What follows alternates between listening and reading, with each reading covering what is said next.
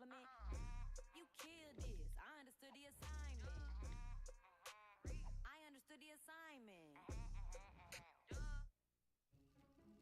You've worn many hats from past jobs, in fact. Now you can trade in those hats to... Okay, I think we're ready now. Let me move. Wait, are you able to see? A little bit, yeah. Or is this good? I'm going to. Are you able to see? Yeah, most of it. I think. Okay, and then test audio. I forgot how goofy some of these were. Hello once again, theory. I'm hoping it's not too loud. Okay, I think we're good.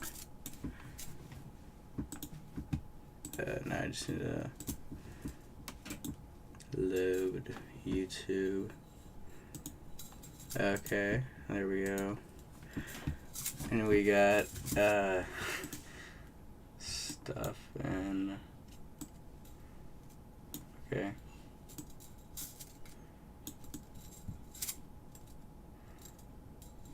Okay. Let's start. You ready? Yeah. Hello once again, theorists. Welcome to Matt Pat Plays. Today we are playing the scariest game of all creation. Probably never heard of it. It's called Five Nights at Freddy's. Whoa. The camera. The camera came out. Oh, was that a bunny? Was that a bunny? I think it was a bunny. Oh my gosh. I am so scared right now. Oh god! Oh. It was only the fan. It was only the fan. Only the fan. I can't imagine how much. That was the start of Matt Pat's fear of the fan. Whenever someone mentions the fan, he starts freaking out. What were you saying? I can't imagine how hot the room is, even with that van. Yeah. It's probably. It looks really I've never hot. played a game this intense. Oh god! Shut the doors! Shut the doors! Shut the doors! I'm so scared right now. I'm so scared. Literally every YouTuber ever. Okay, we're good. Oh! Oh! Just the fan. Just the fan. I don't know about you, but every time the camera makes the sound to come up, I pee a little bit in my pants. What? That's it? That's it? It's a jump scare? It's a little bunny rabbit jump scare. Ah! Really? Really? The start of his losing sanity. Oh, God. It's so terrifying. Oh, there's the bunny rabbit. Shut the door. Man, this is truly compelling gameplay. Oh my gosh, guys. I'm almost out of power. 100%. It's 5 a.m. I don't know if I'm gonna make it. Oh, please don't get me Freddy. Please don't get me Freddy. Is this what it takes to get views on you? Oh. I wonder if he actually like recorded himself getting Golden Freddy. Scientific information, making sure that Isn't Golden Freddy like really rare? Yeah, I think it's like a 1 in 1,000 chance. I don't know. Dang. Summer's never been so Yay! Yay! Yeah. It's worth it. I've had it before. Oh, it's the classic game theory intro that they stopped doing this for some reason. Yeah. It's kind of loud. Ba ba ba da da da da da da da da da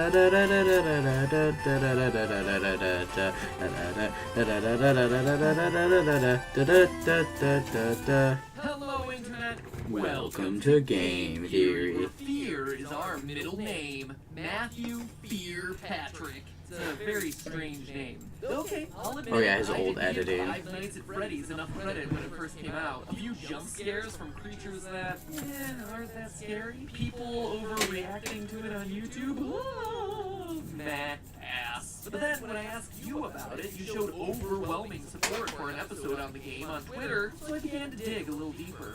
deeper, what I found was some of the most interesting. Have you ever looked at the original MatPat like image where it's like Yeah.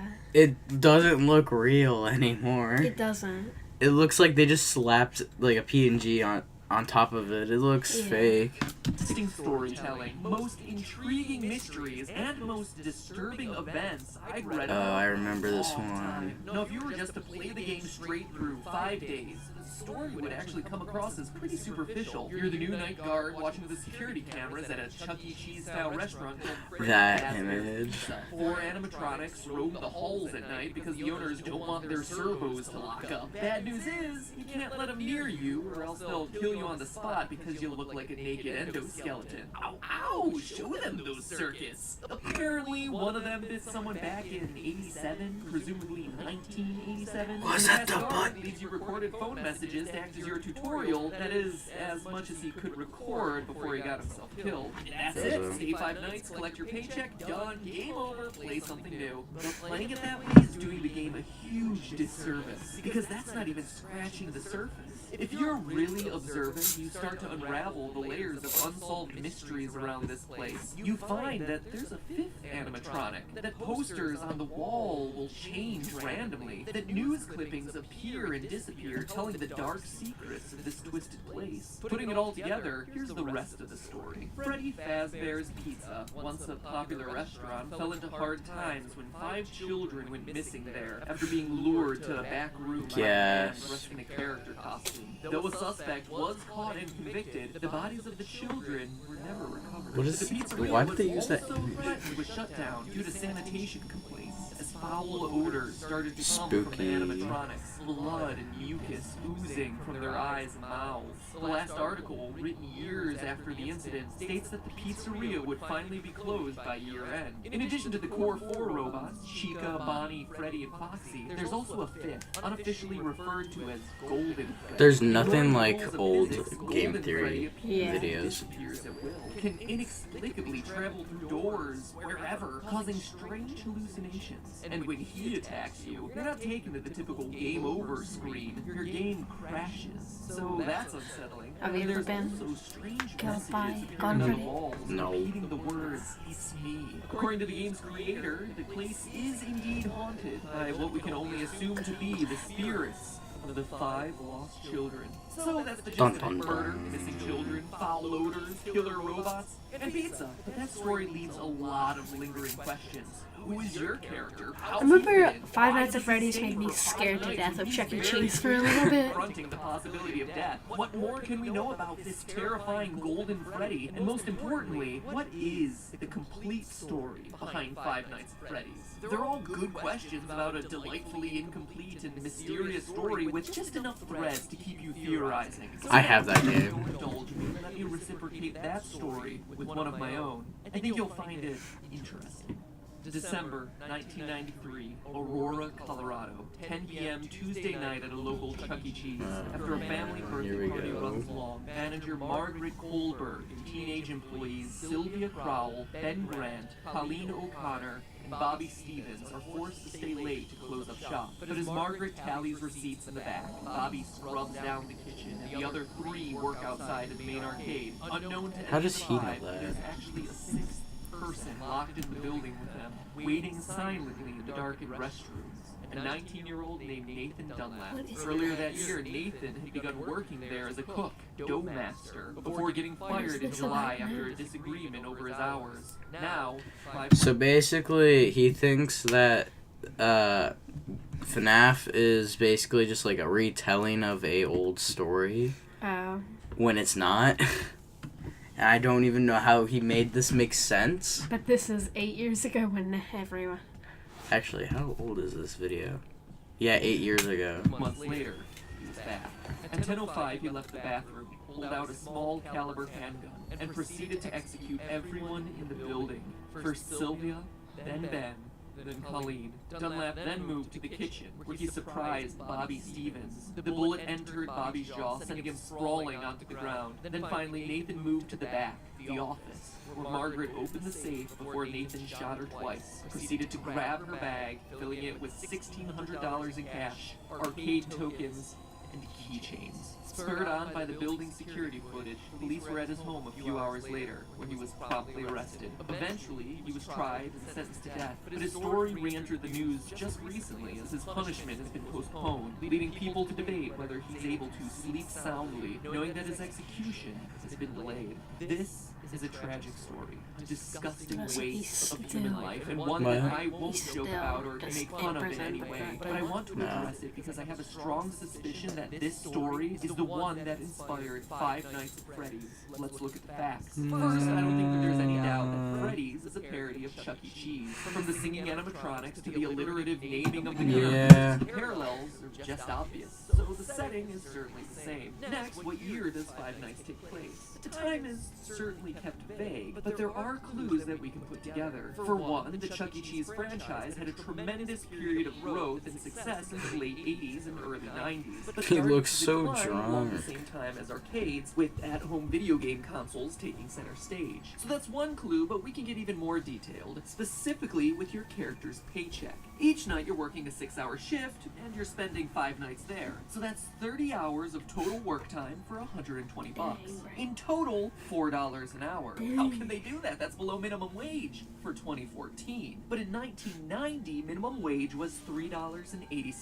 In 1991, it was raised to $4.25. And by 1996, you were looking at about $5 an hour. So the game seems to take place between 1991 and 1996. The Nathan Dunlap story took place in 1993. But let's move on to the most important comparison. The victims. In the game, there were 5 child victims. In the real-life story, there were also 5 victims. But we can get even more specific. Online theories about the game always tend to draw a parallel between the number of kids missing to the number of animatronics, saying that the children's bodies were stuffed in the various suits. And this appears to be true. Bonnie and Chica both have moans and raspy breath sound effects, as though someone's trying to cling to the last threads of their lives stuffed inside the costumes. And other sounds made by the animatronics are just slowed down versions of children's laughs and screams. Additionally, as the news clipping mentions, the suits ooze blood and mucus and begin to stink like decaying bodies or reanimated corpses.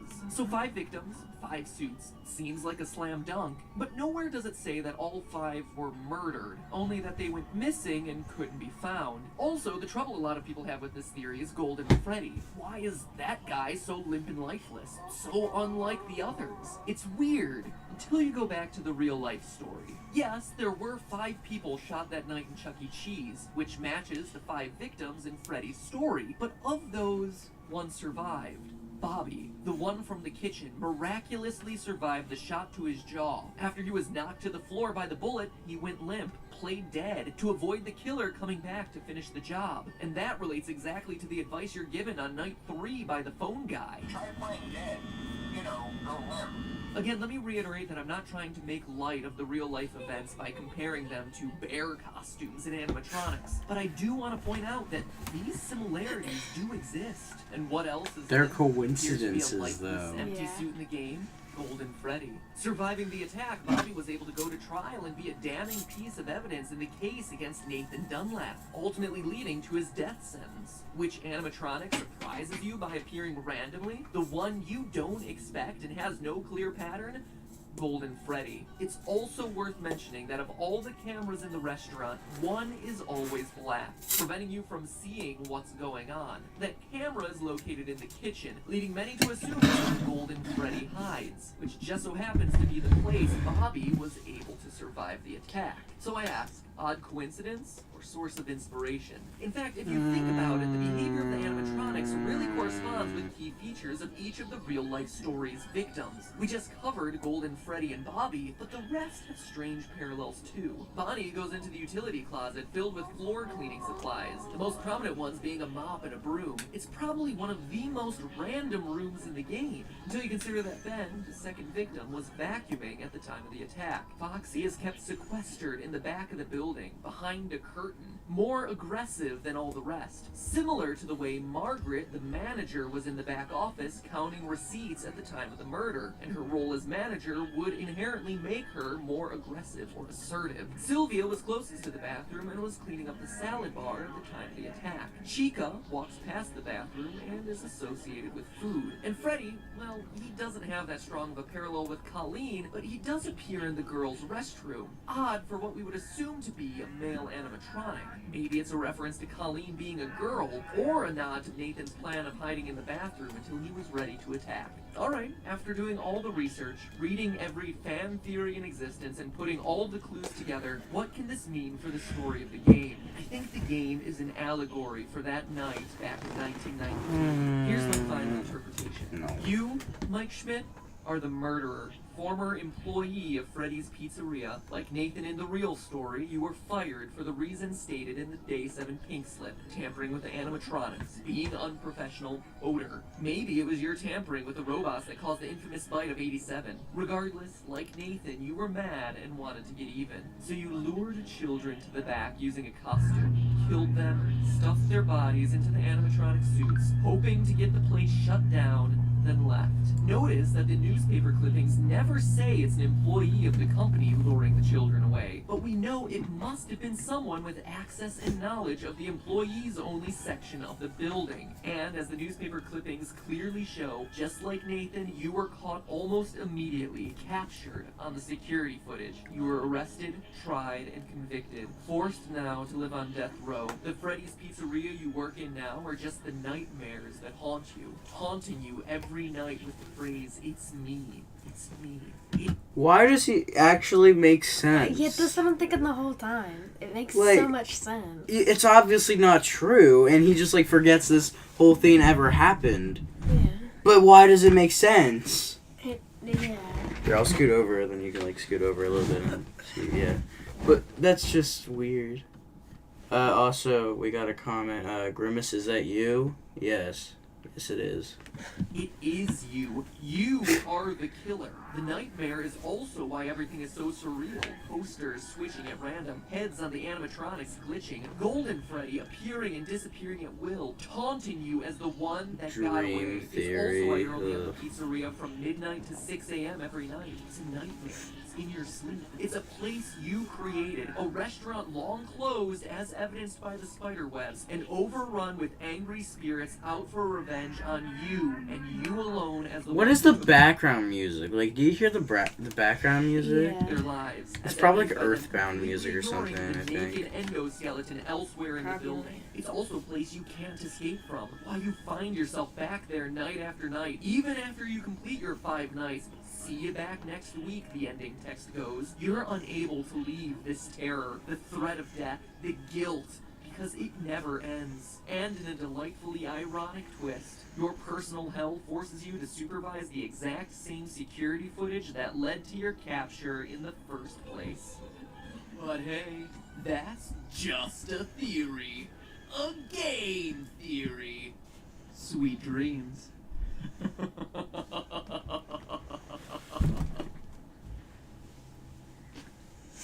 You know what October reminds me of? Traveling from door to door in order to get free snacks on Halloween. Look at this. With Nature Box, every month is like your... Nah, we're just gonna skip the part. He had sponsors that far back. Dang. I didn't even think that anyone. Remember, MapPad would still have his sanity had we chosen Slender Man. Alright, so after we finish each video, we should, like, say what we think about it. Yeah. The farther we go, the more mad I'm definitely gonna get. Like with the newer theories, I don't like them at all. Yeah. Well, I mean, some things make sense, but still. His conclusions just, I don't know. So, what did you think of that one? I don't know. It makes too much sense. It's very obviously not true, but it makes too much sense. Yeah. I agree. And the thing he said at the end is literally just Ultimate Custom Night. Like, it's like a dream, I guess. I don't know. Alright, let's go to FNAF 2. Gaming's scariest story solved. Hello, and welcome to the new and improved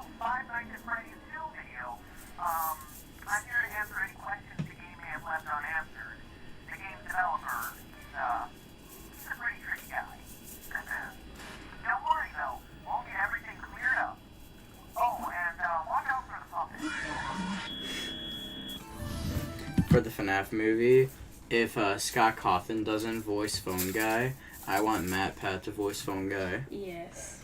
But I still want Scott to voice him more.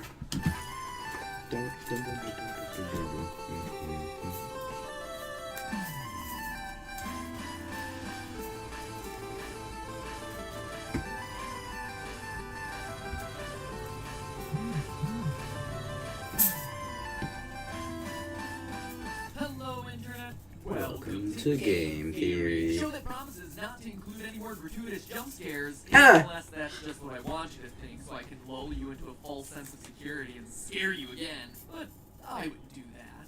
I'll just let the uncertainty of whether a jump scare is going to happen or not drive you insane for the rest of this episode. Man, I love reverse psychology. You know what else I love? These games! Not because I'm freaked out by the rosy-cheeked, tingle-looking, emotionally dead animatronics. Okay, well, Balloon Kid is pretty messed up, but whatever. No, what I appreciate about these games is the level of thought that went into every element. Oh no, Lavender Town is playing in the background. No. Did you know that they actually, in Pokemon Go around Halloween, they actually had a remixed version of Lavender Town playing in the background? I did not. It caught me off guard when I was playing. Of the story. When you create a game that has people rage debating about whether it's a sequel or a prequel, you've definitely done something right. Unless that was never your intent, in which case you've done something horribly, horribly wrong. Anyway, the point is, Five Nights at Freddy's 2 looks to be everything you'd want in a sequel. More cameras, more danger, and more fan. Oh, the fan. But that also comes with more questions. Questions about the game's lore. And while others will provide you with the jump scares, I provide you with what everyone really wants, answers. Well, maybe not everyone. What an elite, educated subset of you really want, answers. So grab yourselves a slice of Freddy Fazbear's signature pizza, because we're about to dig in. Ugh, tastes like cardboard. Let's get the big one out of the way first. Is the game a sequel or a prequel sequel? And what I mean by that is, It's a contrary to prequel. popular belief, just because it has a big 2 slapped next to the name doesn't automatically mean the game comes after the first one in a timeline sense. It's a sequel, yes, but it tells a prequel story. Take, for instance, these all-time classics. Psycho 4, The Beginning, Lion King 1.5, and the actual all-time classic, Godfather Part 2. All of them sequels that just so happen to also be prequels. It's not mutually exclusive. So where's Five Nights at Freddy's 2 fit in? Knowing its place in the timeline is crucial for understanding its story. Well, to figure that out, let's focus on the paycheck you receive at the end of your 5th night. The date places the events of the game in 1987, a whole 6 years ahead of when we determined the first game took place in our first video. Sounds like a prequel, but we found that date for the first game by calculating Mike Schmidt's hourly pay and comparing that to the minimum wage of the 90s.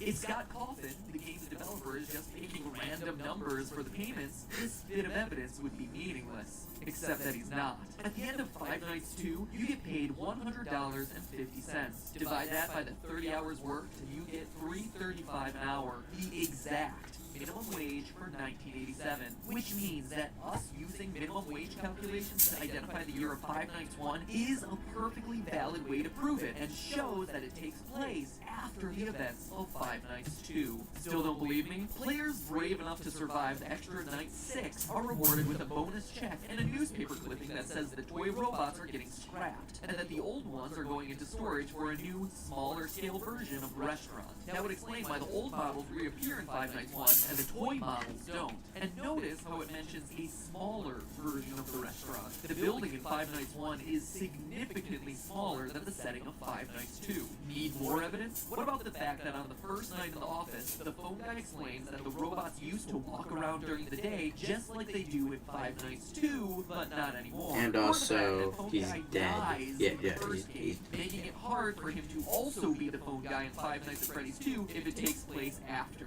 Call me the Phantom Menace, because every way to Sunday, this game is a prequel. So with that revelation out of the way, we're able to piece together the rest of the timeline and dig a little bit deeper. Posters everywhere in Five Nights 2 welcome you to this new location, implying that there was another Freddy Fazbear's Pizza somewhere before this one. Additionally, the phone guy makes reference to it on night 1, mentioning the old location and how it was left to rot. So we know that there was one Freddy Fazbear's Pizza for the first game, one for the second game, and one that came before both of them that we've never seen. But even before that, the phone guy also mentions an even older restaurant called Fredbear's Family Diner, which, aside from its confusingly different name, also had different owners.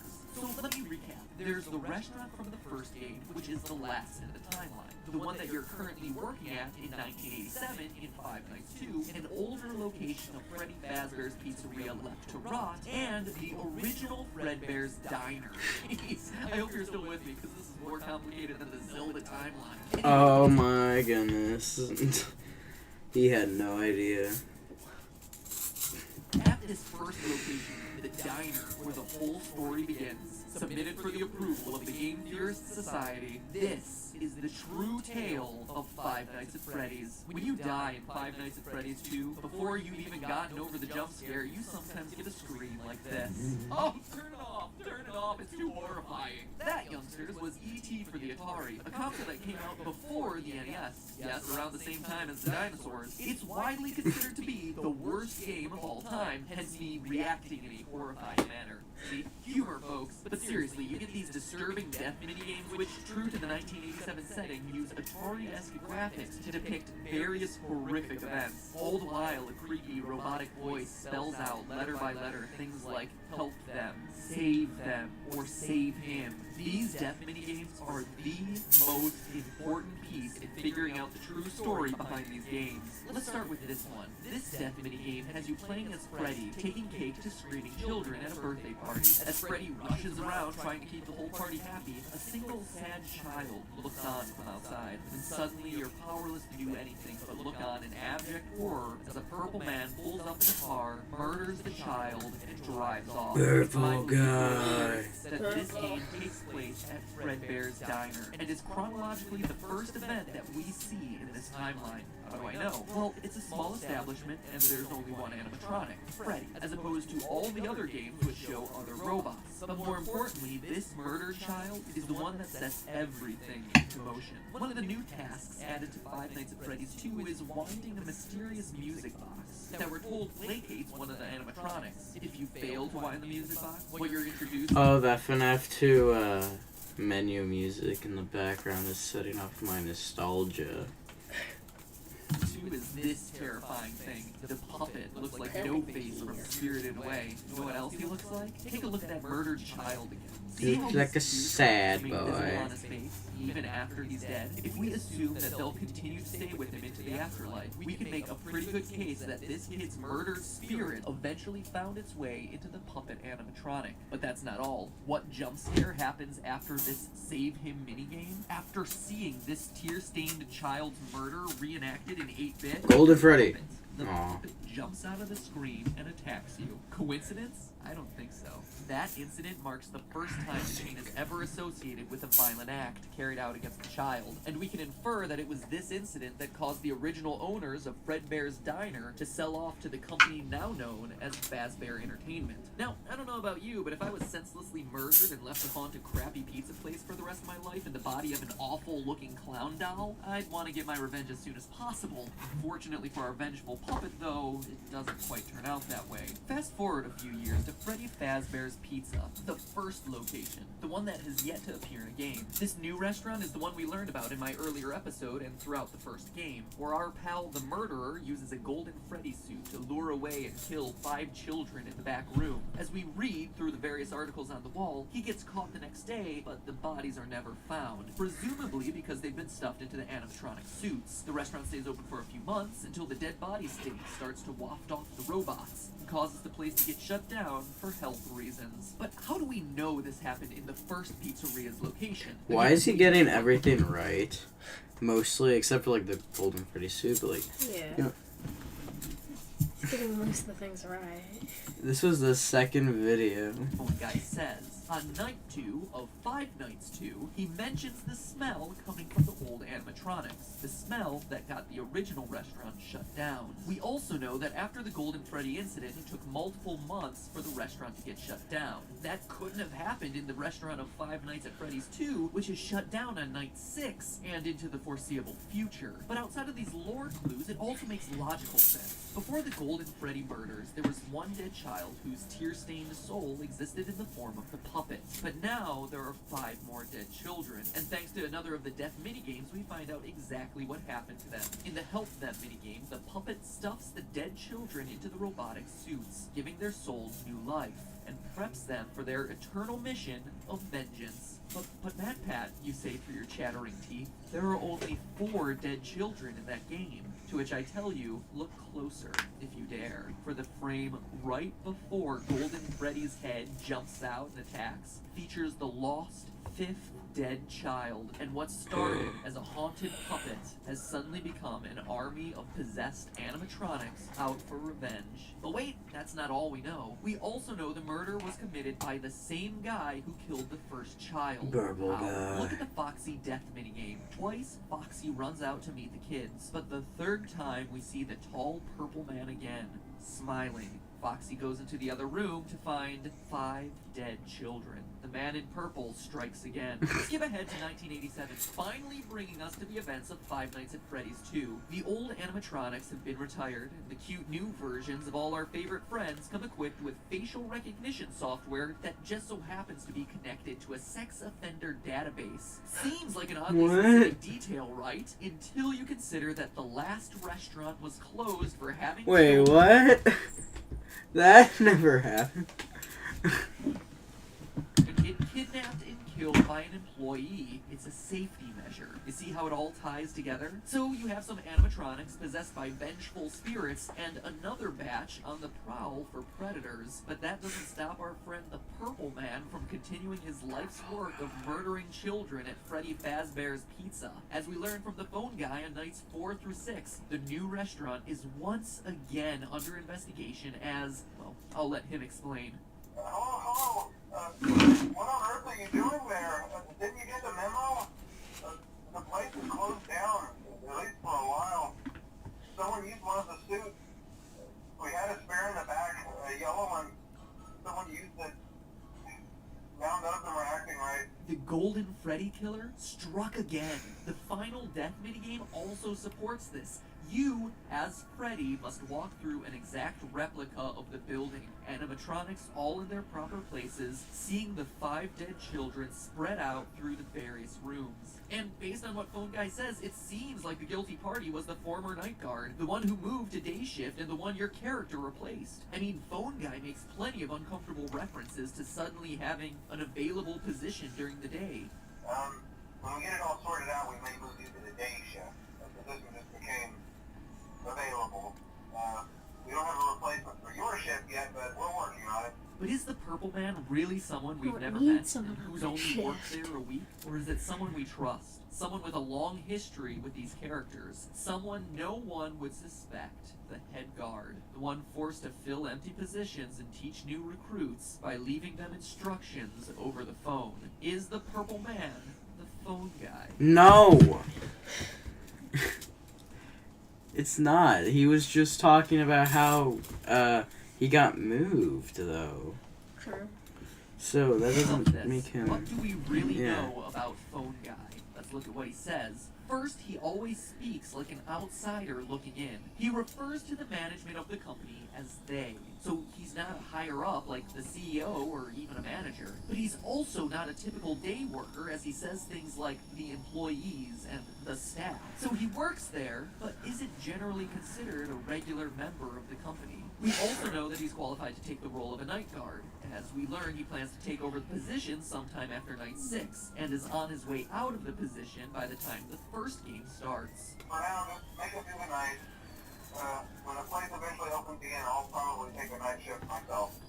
I actually worked in that office before you. I'm finishing up my last week now, as a matter of fact. What else do we know? Well, we know that Phone Guy has a long history with the company, being with it at least since the first pizzeria that we haven't played in. He also openly admits that Foxy the Pirate was always his favorite, and that he has never liked the puppet because, as he says, it was always thinking. Yeah, I told you wouldn't have any problems. Did Foxy ever repair the hallway? Probably not. I was just curious. Like I said, he was always my favorite. I'll be honest, I never liked that puppet thing. It's always thinking, and it can go anywhere. Okay, but what do we know about the Purple Guy, the Golden Freddy Killer? Well, let's look at the minigames again. He has a long history with the franchise, killing since it was Fredbear Diner. We see him smiling as he watches Foxy perform, Phone Guy's favorite, right before Foxy sees the room of dead children. We know that the puppet and the killer wouldn't get along, which would explain Phone Guy's discomfort around a creature that he describes as always... Maybe Purple Guy was originally supposed to be Phone Guy. Maybe. I don't know.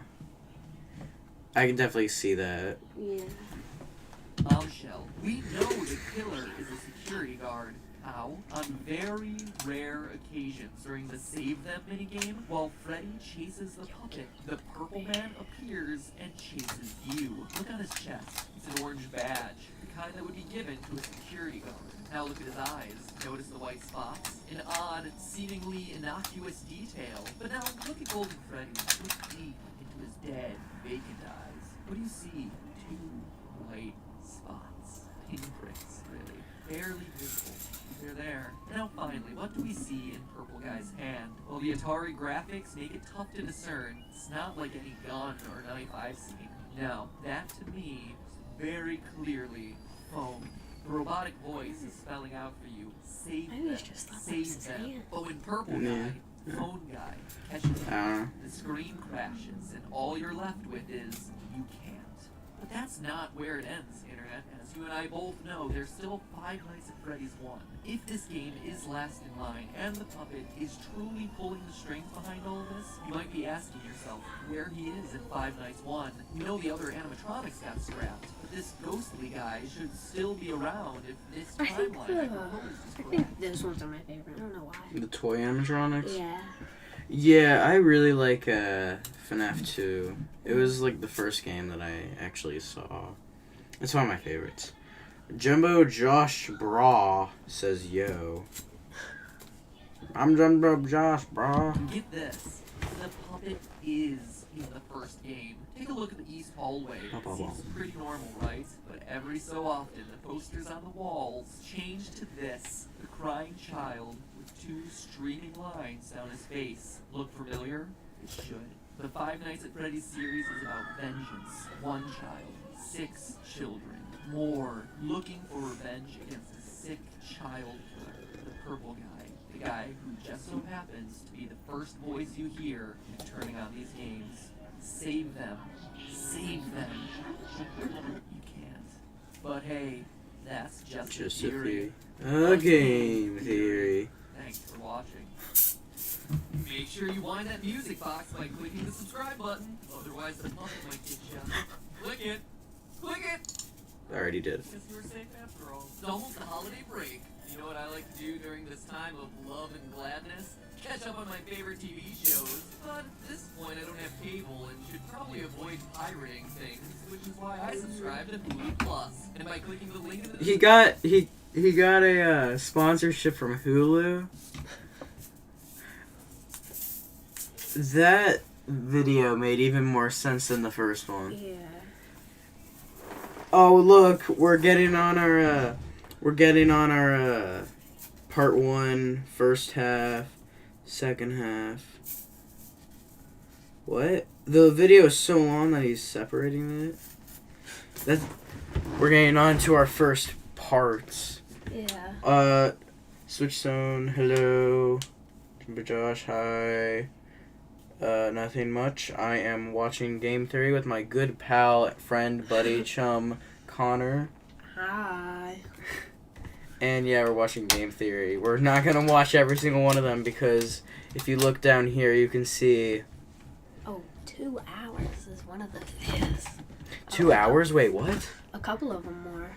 Oh, those are live streams. Yeah, we're not gonna watch the live Oh, streams. yeah, we don't need to watch the live streams. Yeah, I'm pretty sure he also got sponsored by Google at some point. So yeah, we're not gonna watch the live streams. We're just gonna watch like these. Videos, yeah. All right, we're on FNAF 3. I love ads. How much is YouTube Premium? Is it like $3? I don't know. Wait, is that the recording closet?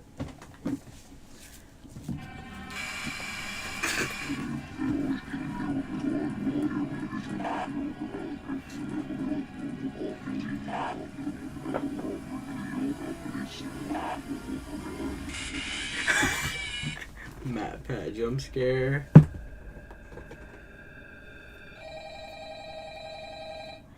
It's time. What?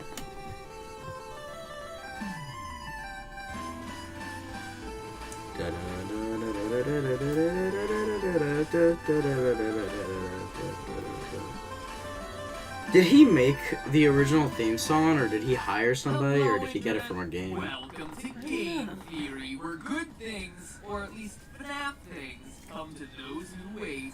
And man, when it comes to this game series, no one was waiting for anything. I mean, the second game came out 3 months after the first, the trailer for the third was 2 months later, and like 4 minutes after that, the game was available to download. So forgive me if I was caught with my pants down on that one. I just wasn't prepared for it. But even more impressive than that abbreviated timeline was your ability to rip that final game apart. Hours after the release of the game, people were discussing good versus bad endings, 8-bit Atari cake, glitching through walls, and punching a flipping code into cement bricks arranged like a telephone dial pad. In regards How did to they that last find one, I have that, two things anyway? to say. First off, well done to you guys for figuring it out so quickly, and secondly, Scott, seriously. Seriously, Scott? Oh look, here's a wall. Let me just dial in my phone number. Beep, boop, boop, beep, boop, boop. What? When did we jump from a point-and-click horror game to magical fantasy? This thing is like platform 9 3/4. I expect Harry effing Potter to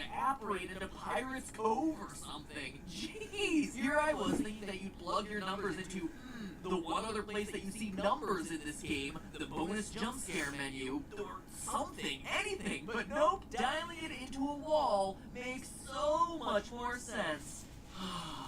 Okay. Sorry, just need to get that one off my chest. Moving on. Now, with 15 days at Freddy's under our belts and a few overtime hours clocked in for good measure, we have ourselves a completed video game trilogy, with the third game giving us more jump scares, more phone guide, and more fan. But this game also contains the final clues we need to get some closure on this game's deviously vague story. Scotty C certainly didn't make things any easier for us, but at this point I think we finally have enough puzzle pieces scattered across the 3 games to assemble a fairly accurate picture of this franchise's lore. Since you guys had a, let's just say, above average interest in this theory, I wanted to create something that answered as many questions as possible about this franchise. But beyond just the details, the question Wait, what was... all on as Wait. Look at that. This was made in... When was this made? 2015, and they were already doing a movie by then? Dang. Oh my goodness. I get it was popular, but oh, wow.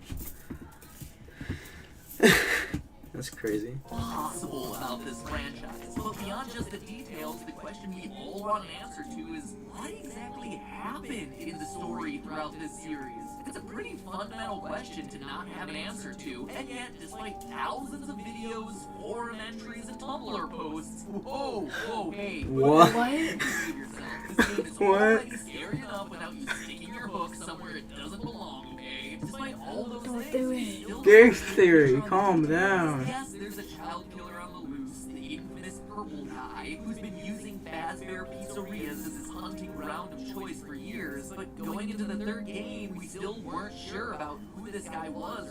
Oh yeah, I forgot. Game Theory used to be like really uncensored before it got like really popular with 17.6 million subscribers. Yeah.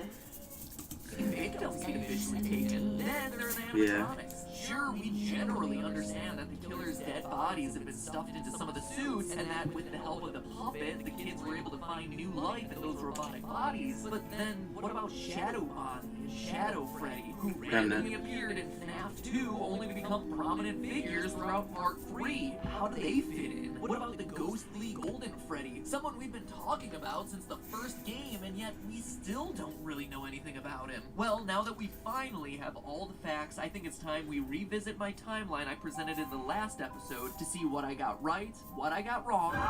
Yes, you heard that. Wrong. No shame. I'm a big boy. Mommy, wow, I'm a big kid now. And finally fill in the missing details to create what I believe to be my definitive Five Nights theory. How did Bonnie lose his, Boy, like, howdy, like, it is a like this kind of mask? What, his face? Yeah, like his face. I don't know. Can't remember. Well, I mean, they're old parts from, like, an old location that was, like, shut down, like he said. So maybe, like, it just fell off at some point. I don't know. Maybe they beat each other up and he lost his face. I don't know. Yeah. But it is a cool design. I really like Withered Bonnie. Yeah. He's really cool.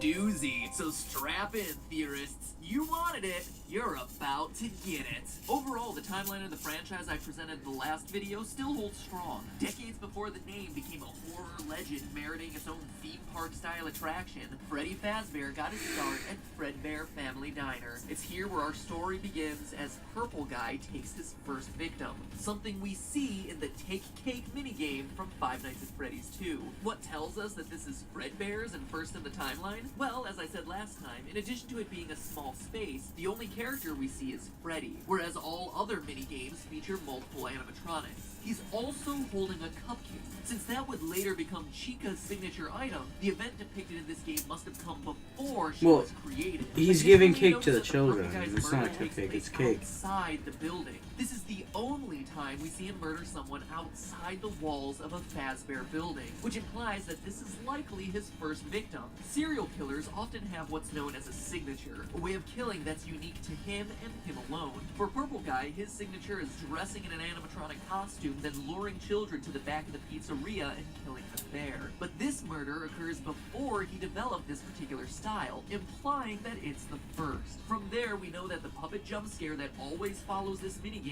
combined with the tier design on both the dead child and the puppet's mask, implies that the soul of the first child now exists in the puppet. The event caused the original owners to sell the Fredbear name, who then rebranded and avoided the negative PR, becoming what we know today as Fazbear Entertainment. They then opened a new chain of restaurants, which we never saw in the game, until the release of Five Nights 3.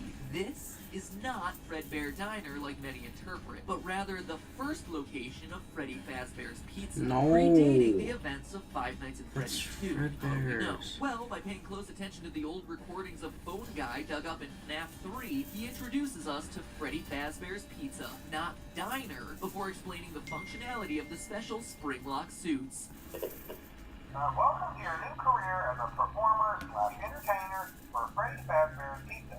Right now we have two... I actually have a free cassette that I should probably do something with. Where? Right there, like next to the tape recorder. I should do something with that, something like this. That'd be fun. Yeah. Switch Zone, I know he also did a sponsorship with Amazon. Oh yeah, I think I might have seen that, I don't know, for some spy show. Hello. I'm not Grimace, but hi. Wait, no, I am Grimace. Never mind. Specially designed suits that double as both animatronic and suit. He also lets us know that the animatronics are still allowed to walk around freely during the day, meaning that this is happening before the bite of 87, in which an animatronic bites someone during business hours, removing their frontal lobe, and resulting in the animatronics being restricted to Charlie, only at night. bit my finger. Animatronics are set to Have you seen that? Yeah.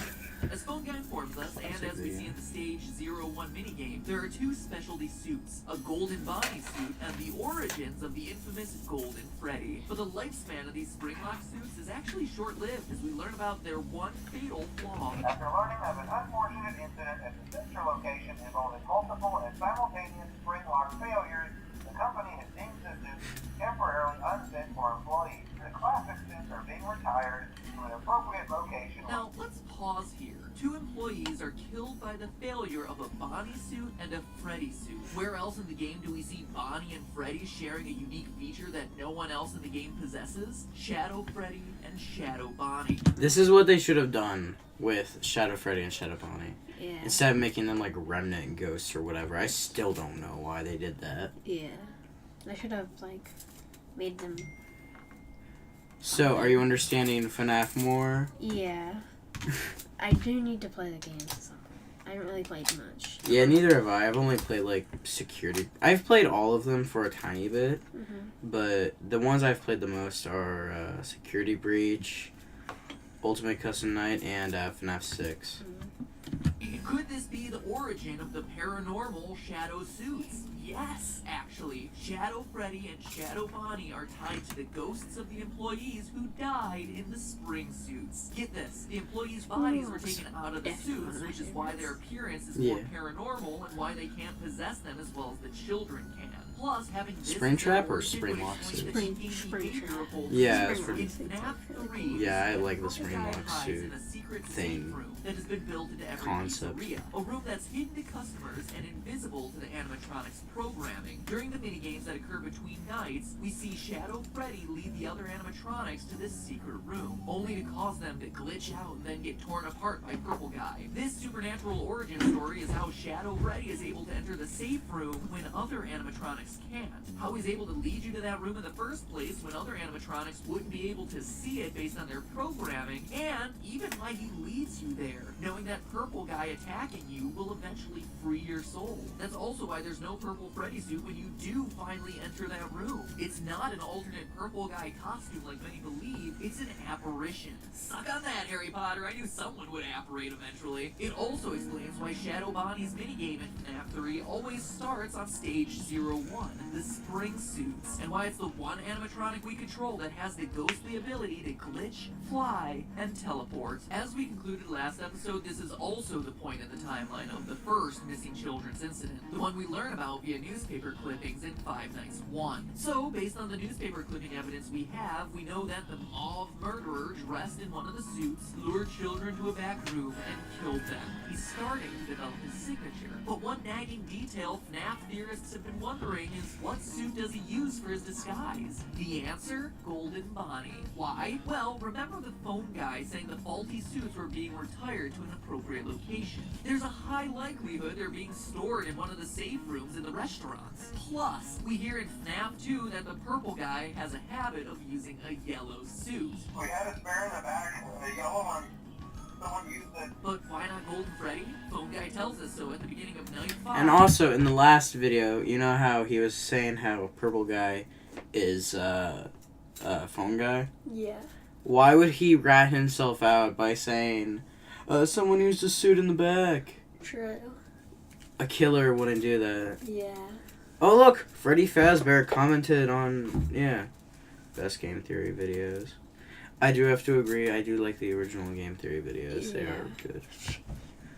In FNAF 3. Management has also been made aware that the spring Bonnie animatronic has been noticeably moved. My, what an oddly specific detail to include, Scott Coffin. And remember, these tapes that play in FNAF 3 date all the way back to the first pizzeria location, which is why this detail is so important. It reflects Purple Guy starting to develop his signature killing pattern. From there, we know the rest of the story. Purple Guy kills the kids, stuffs the bodies into the suits to hide them, but as we read the paper, is caught on camera and arrested. Meanwhile, the puppet gives life to the children, and the angry spirits possess the robots. Or is that really how it goes? Let's go back to the Give Gifts, Give Life minigame. The children are lying there dead, and the puppet first tries to give them presents. Weird, right? Weird until you consider that his place is at the prize corner. Giving presents is the only thing he knows that can make children happy. It's a reflex. Remember, this is still a child's spirit in this puppet. But when that doesn't work, the puppet goes around one more time and does the only other thing it can think of. Put the bodies into the suits. You heard that right. In trying to save the children, he's the one hiding them in the animatronic suits. Not the killer like we've been assuming. But then what about the fifth child, as there's only 4 here? Well, as we pointed out last time, the fifth child is there too, appearing at the very end of the minigame and taking the role of Golden Freddy. But remember, Golden Freddy is a decommissioned spring-lock suit at this point, deemed too unsafe to be functional. The reason he's slumped over and can't move like the rest is that his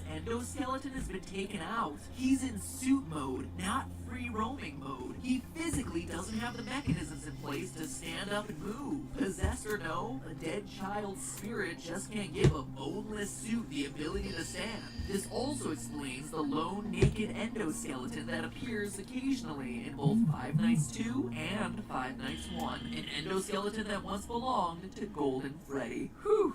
I know I made you wait for this one, so I knew I had to make it count.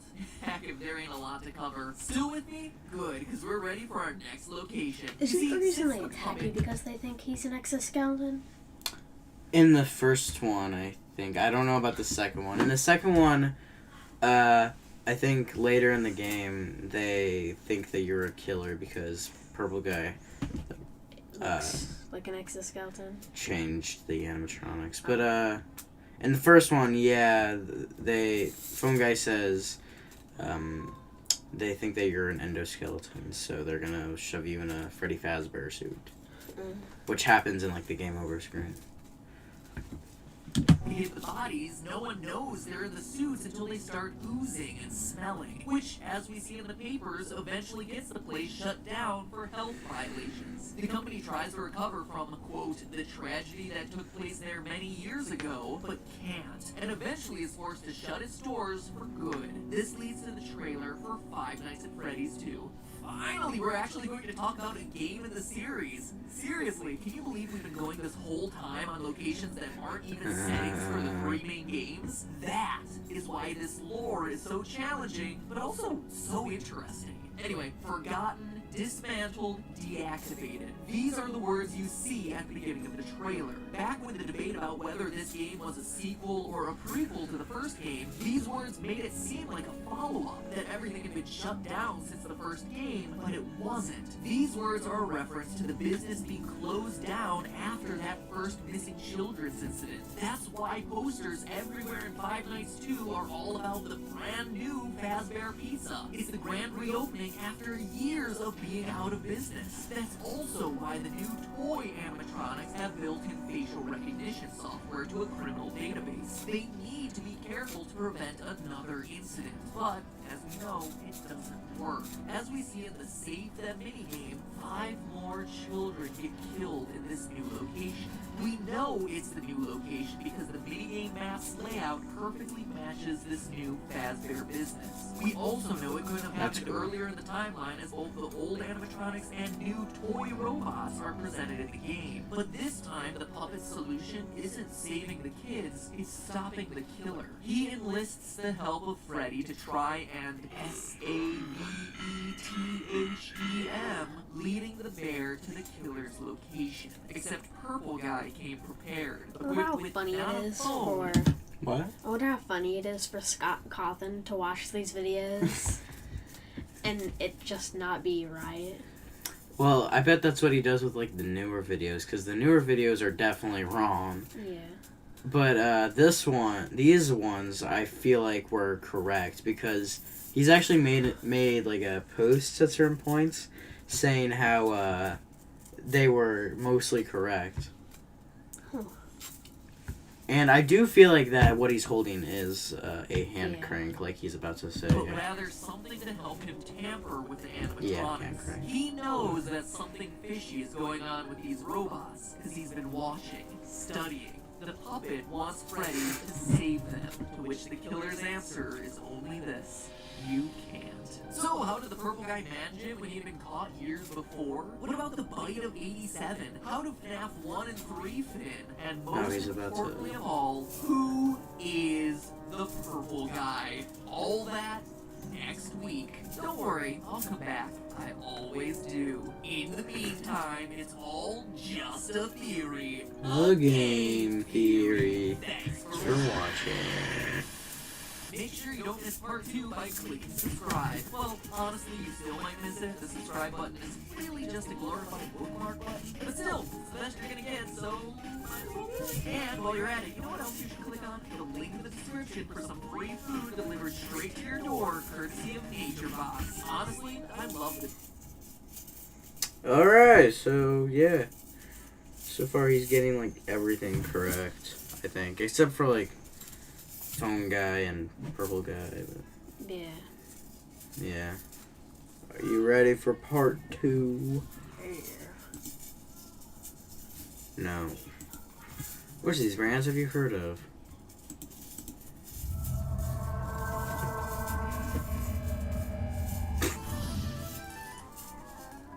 Wait, MatPat is Bonnie? Oh no. MatPat is Bonnie. Confirmed.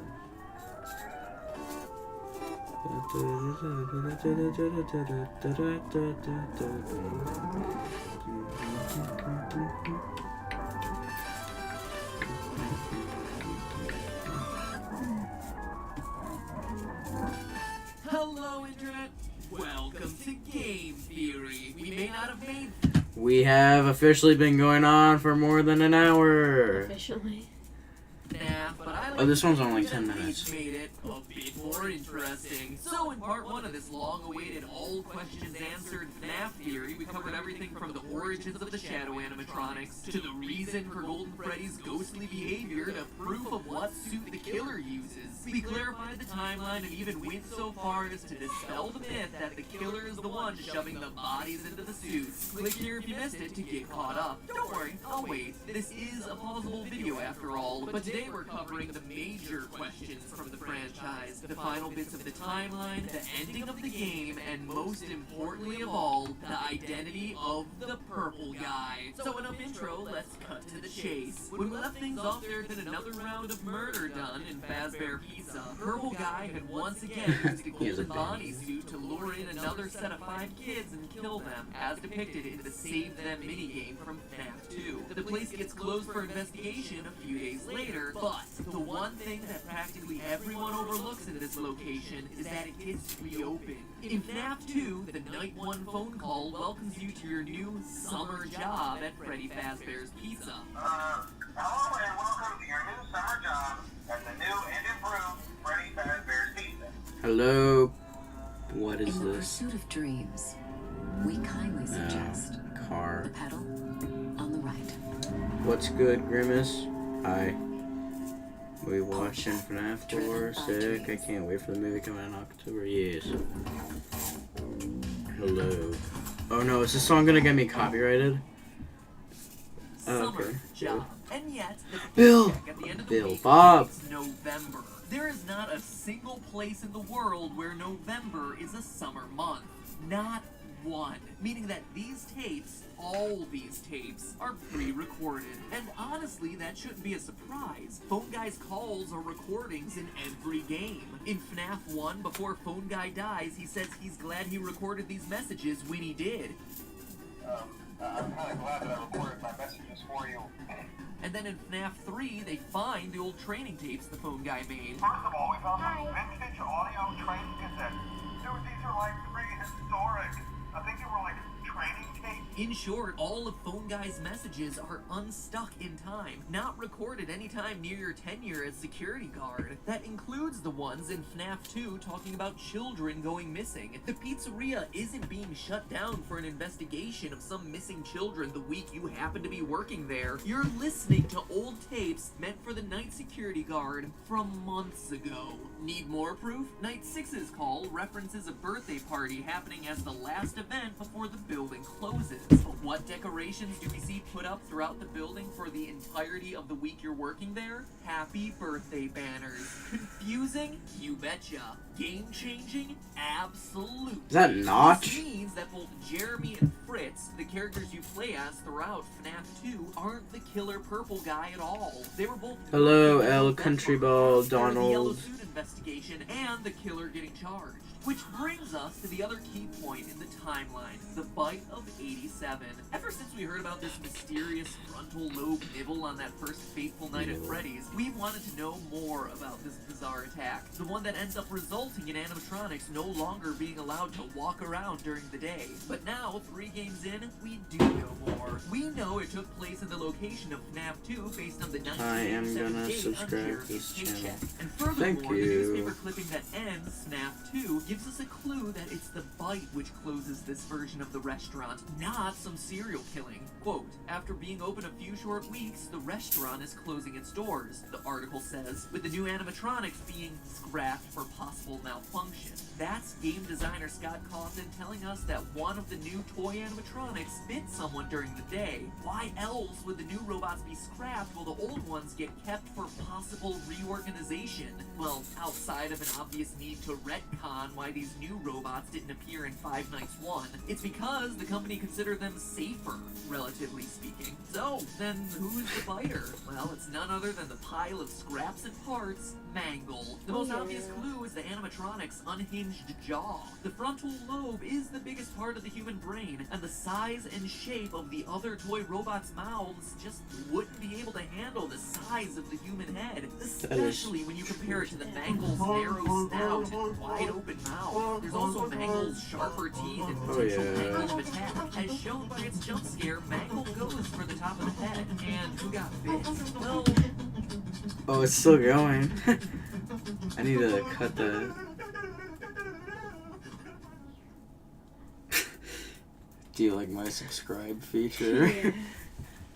There isn't enough evidence to say definitively, but your most likely candidate would be fan favorite Jeremy Fitzgerald. Thank you for subscribing. Jeremy passes the test, and on his paycheck at the end of the week, he's welcomed into the family, presumably getting moved to day shift. Fritz gets hired to replace him on day 7, but then promptly gets fired for tampering with the animatronics. That means he's not likely the one to get bit, and instead the person who follows him on day shift is, leaving Jeremy as the most likely frontal lobeless candidate. But regardless of whether it's Jeremy or some other customer we've never met, someone gets bit, the restaurant closes for good, and, as the newspaper clippings show, the old animatronics go into storage awaiting a smaller location with a lower budget. Fast forward to the 90s and FNAF 1. We know it's the 90s based on the hourly rate of the paycheck received by Mike Schmidt, security guard extraordinaire from the first game, something Love we that proved guy. in our first Five Nights video. And now we can breathe a sigh of relief, because this was the beautiful time long ago,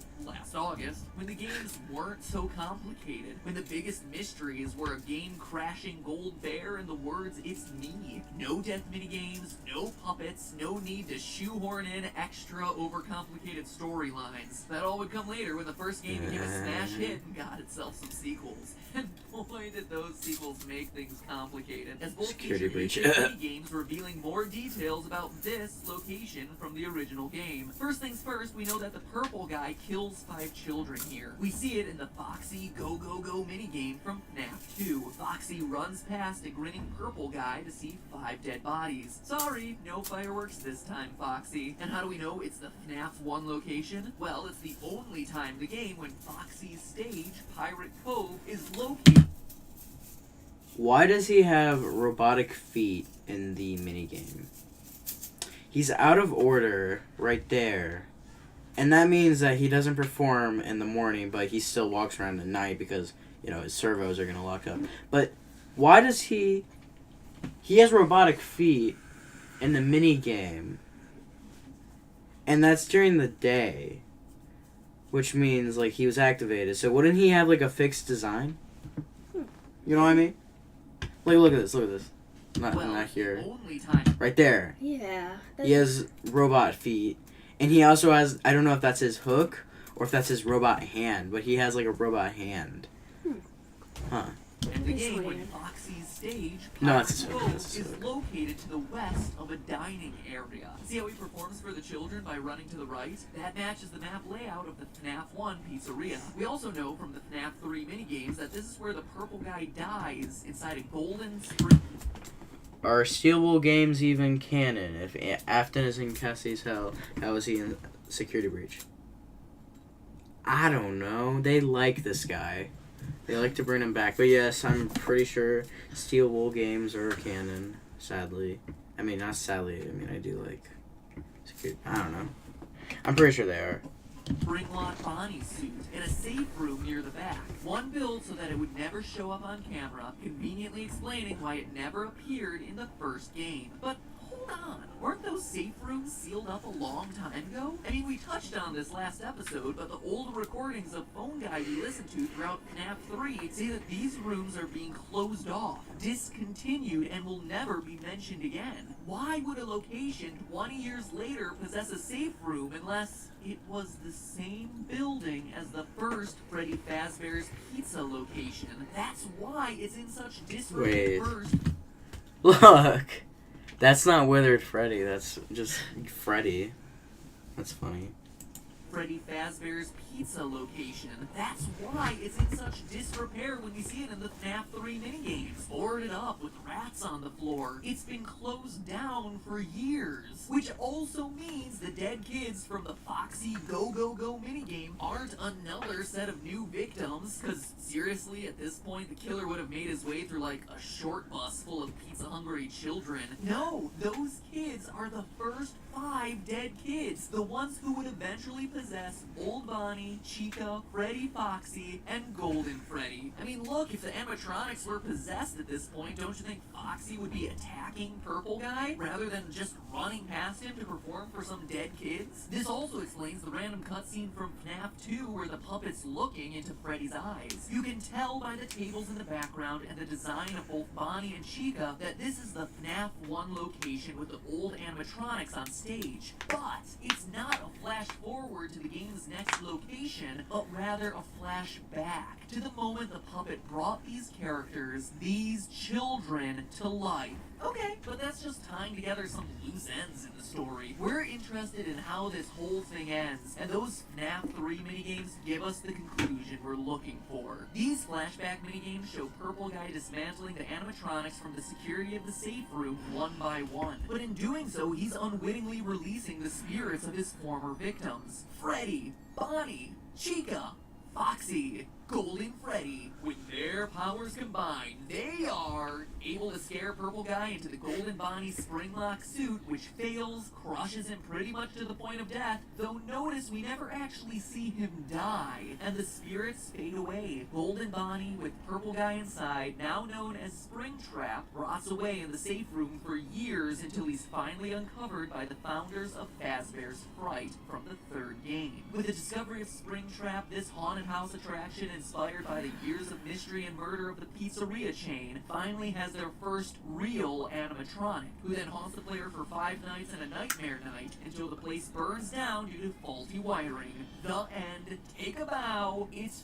finally over. Well, kinda. We're still left with one final, seemingly impossible question to answer. Who is the Purple Guy? After spending, The Loch Ness monster is real. I saw all the him. details of this game franchise on whiteboards, talking it over with anyone who would stand to listen to me ramble on and on about fictional haunted robots, and just looking at it from And they're every not fictional possible anymore. angle, all logic points to it being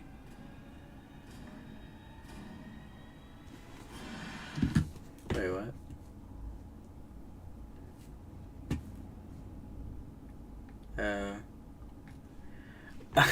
Wow. Okay.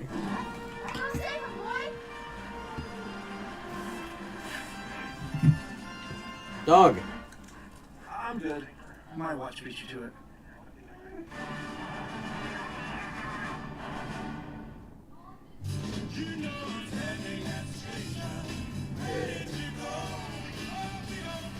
Oh, I...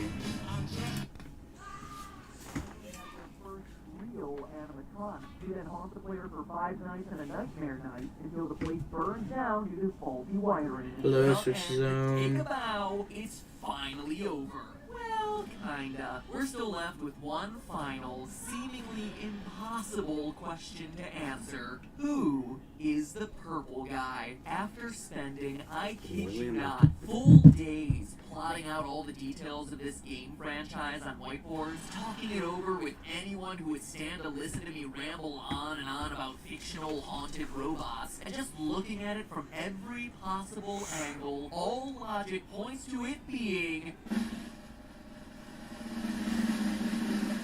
the Phone Guy. No, And no, not no. because I made a theory theory about it and refuse to let it die. Honestly, I couldn't care less if that last video was wrong. At this point, I just care about the truth, and Phone Guy makes the most logical sense. I know your complaints, and I promise you, if you stick with me, you'll be convinced. First, there's the circumstantial evidence I presented during my FNAF 2 theory. Phone Guy's admitted love of Foxy being reflected by the smiling purple guy sprite during the Foxy Go Go Go minigame. His distrust of the puppet, a creature haunted by his first victim that we see time and time again trying to bring a stop to his killing spree. His admitted role as a security guard, and even the weird phone-like object in his hand from the Save Them minigame. But there's even more evidence. Sorry, but it's not Phone Guy.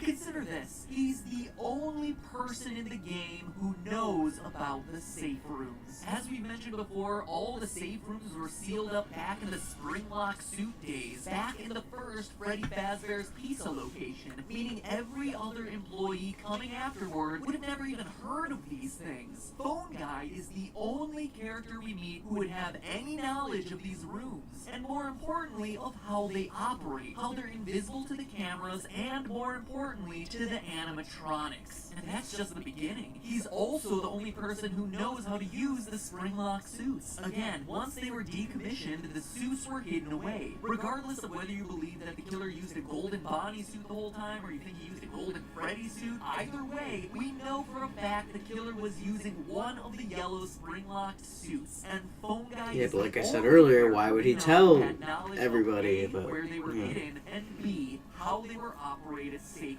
Now, I know a lot of Me people have said that it couldn't have been Phone Guy because he knew better. He knew that they were dangerous and could kill him, so if he was indeed the purple guy, he wouldn't just hop into a Springtrap suit like we see depicted at the ending of FNAF 3. But there's one key detail that everyone has been overlooking, and that Scott carefully included in this game. Listen.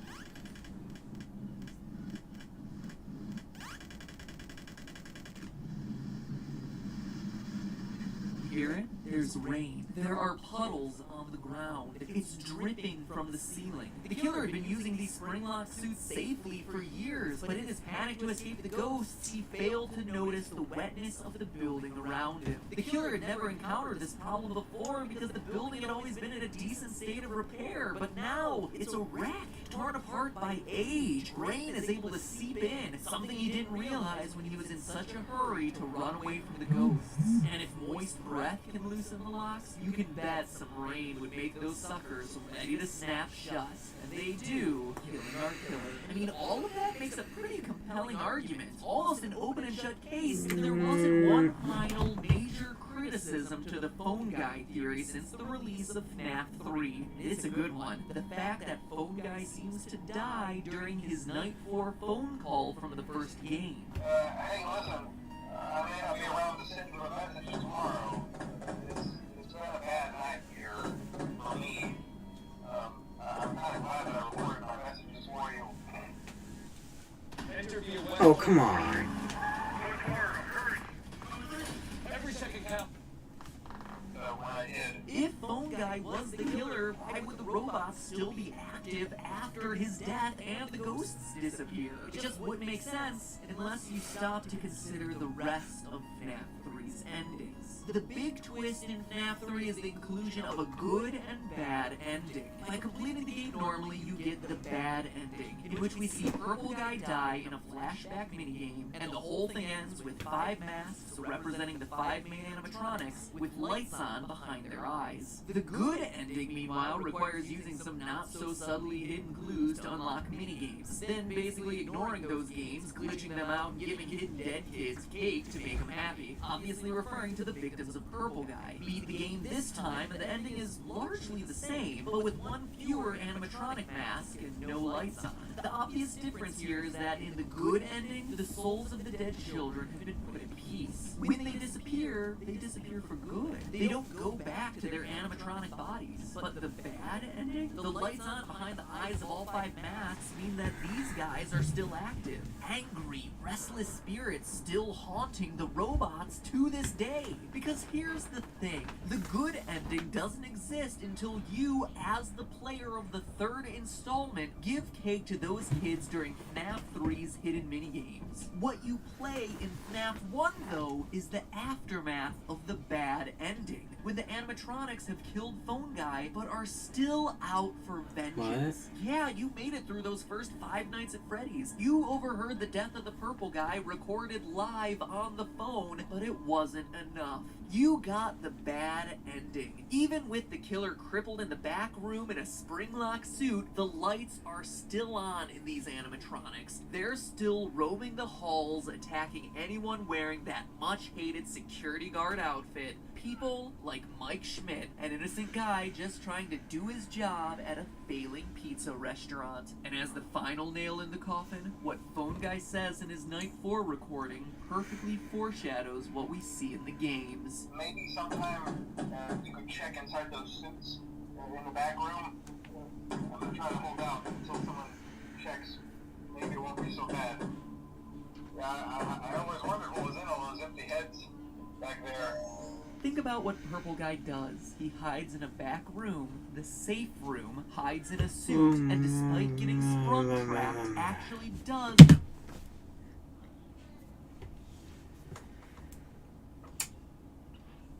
FNAF 3 takes place in 2023. FNAF 1 takes place in the 90s. You see what the problem is? He recorded those phone calls before somewhere in the 90s. He's talking, and in the death, in the game over screen for FNAF 1, you see the Freddy suit with the eyeballs, so that's you in the game over screen. The same thing happened to Phone Guy.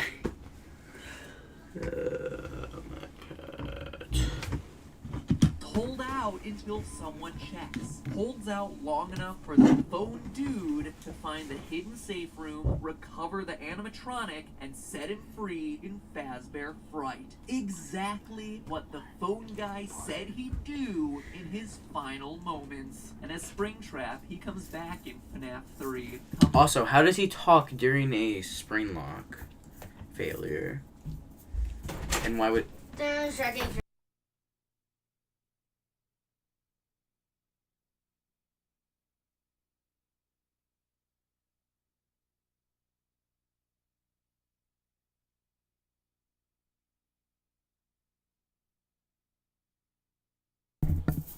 Comes back like he always does. And with no real animatronics present at Fazbear's Fright, remember, Springtrap is the only real one they've found, with all the rest scattered. I think it's really funny how, which is why their bodies even then, he still had the "I always come back" catchphrase. Hallucinations. Yeah. Well, all except one. The puppet, who we see in his physical form roaming the hallways of Fazbear Fright. So real, in fact, that we see his reflection, visible in the pools of water under his feet, meaning he is there and unburnt. There's only one way to truly end this. End the murderous Purple Guy, burning the place to the ground. The puppet gave robots life, gave spirits peace, and finally gave the murderer, the Phone Guy, his long-deserved death, or at least tried to. And that is the end of the 5. Oh, I never knew that. No hat, Did you no see that? that? If you brighten up the image, you can see Springtrap in the background. Okay. That's cool.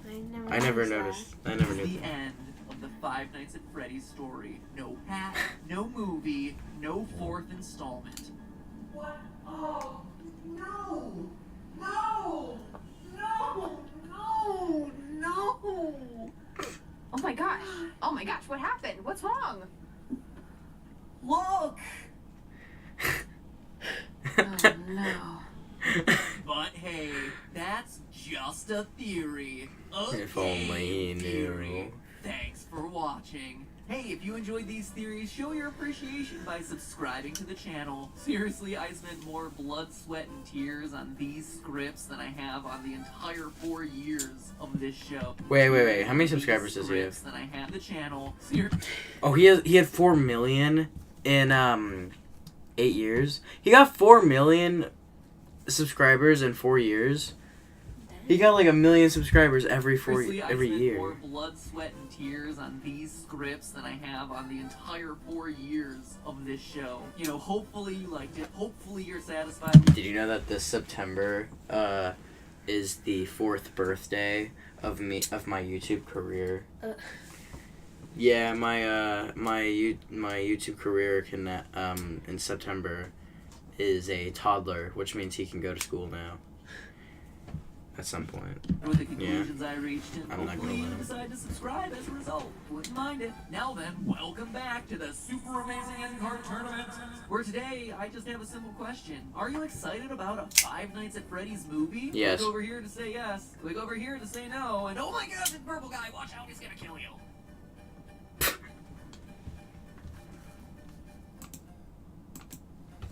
Did that used to be a thing in YouTube? Like you could click the sides? Maybe. Oh no, it's FNAF 4. We're all a little wild. Sorry, Scott Coffin. I'm tired of waiting for you. This time you'll have to keep up with me. Oh, never mind.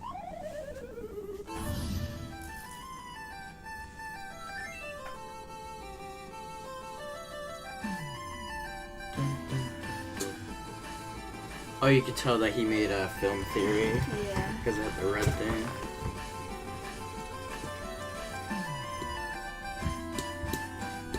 Hello, Internet. Welcome to I missed the Game intro. Theory, Why did she where stop instead of doing waiting that? for FNAF 4 to be released, this time we're getting out ahead of the game. Or at least that was the plan. Scott, I swear you are the biggest internet troll out there. Oh, it's being released October 31st. Okay, let me plan my entire schedule around that. Never mind, it's now in August. Okay, fine, let me...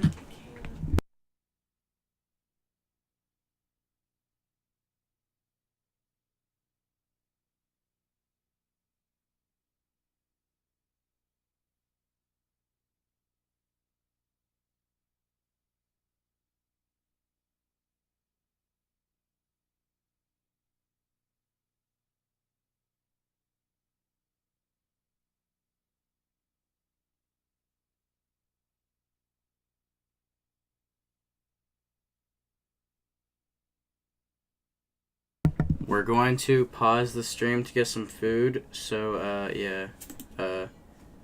Yeah, bye.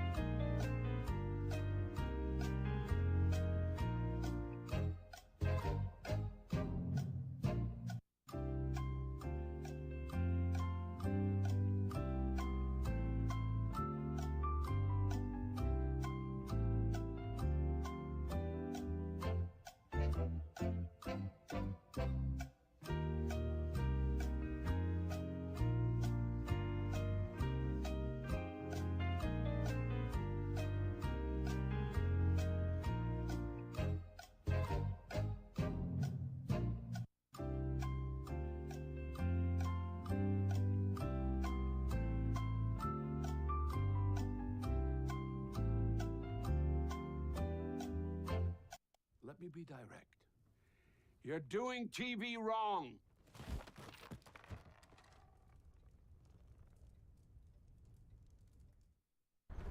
Dad, we got this. We got this. Come check out the town, okay? We got this. We got this. Life is for living. We got this. Let's partner for all of it. Edward Jones.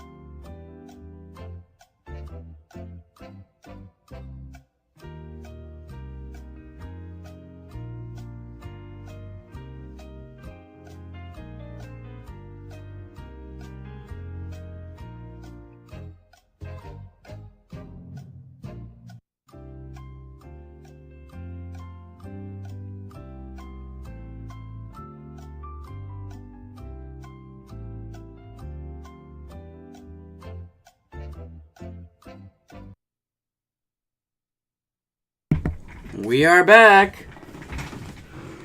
I just wanted to get a snack. We're gonna wait for Connor. He's in the bathroom, I think.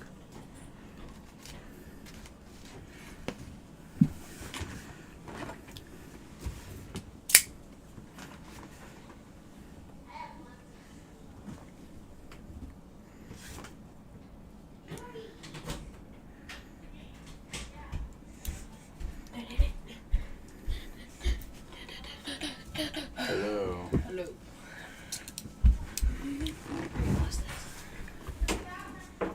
Pocket. Okay.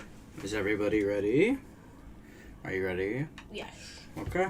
To rework everything. Lols. Here's the full version now. You, Scott Coffin, are the reason I have an emotional dependence on Diet Coke. But today I'll be sipping that sweet, Just like your sweet Robux Diet addiction. Coke in sweet, sweet victory. Because guess what? I win! Scott, in your rush to get the game out, to get out ahead of my theories and completely flim-flam the internet and shock everyone by releasing the game 3 months early, you missed a huge detail. Maybe before releasing the game, you should have spent a bit more time researching, because this game, as you've presented it, is impossible. Let me explain. Yeah, it is. Basically, it's all but confirmed at this point that in FNAF 4, you play as the victim of the bite of 87, and that this game is either his nightmare or what he's seeing in a coma as he recovers from his injuries. Let me run you through the evidence real quick so that we're all on the same page. First, in the months leading up to the release of the game, there were clues hidden in the source code for some of the teasers on Scott's website, with the numbers 87. Was that an email? Like at Yahoo? FazbearHelp@yahoo.com. Huh. I wonder what happens if you email them. On Scott's website, with the numbers 8787 repeated over and over again. Two numbers that anyone No. Bite of 83. hasn't been living under a rock will recognize as a key date in the franchise's lore. The bite of 87. This is further supported by the text on the teaser images. All of the pictures released on the site basically ask the same question.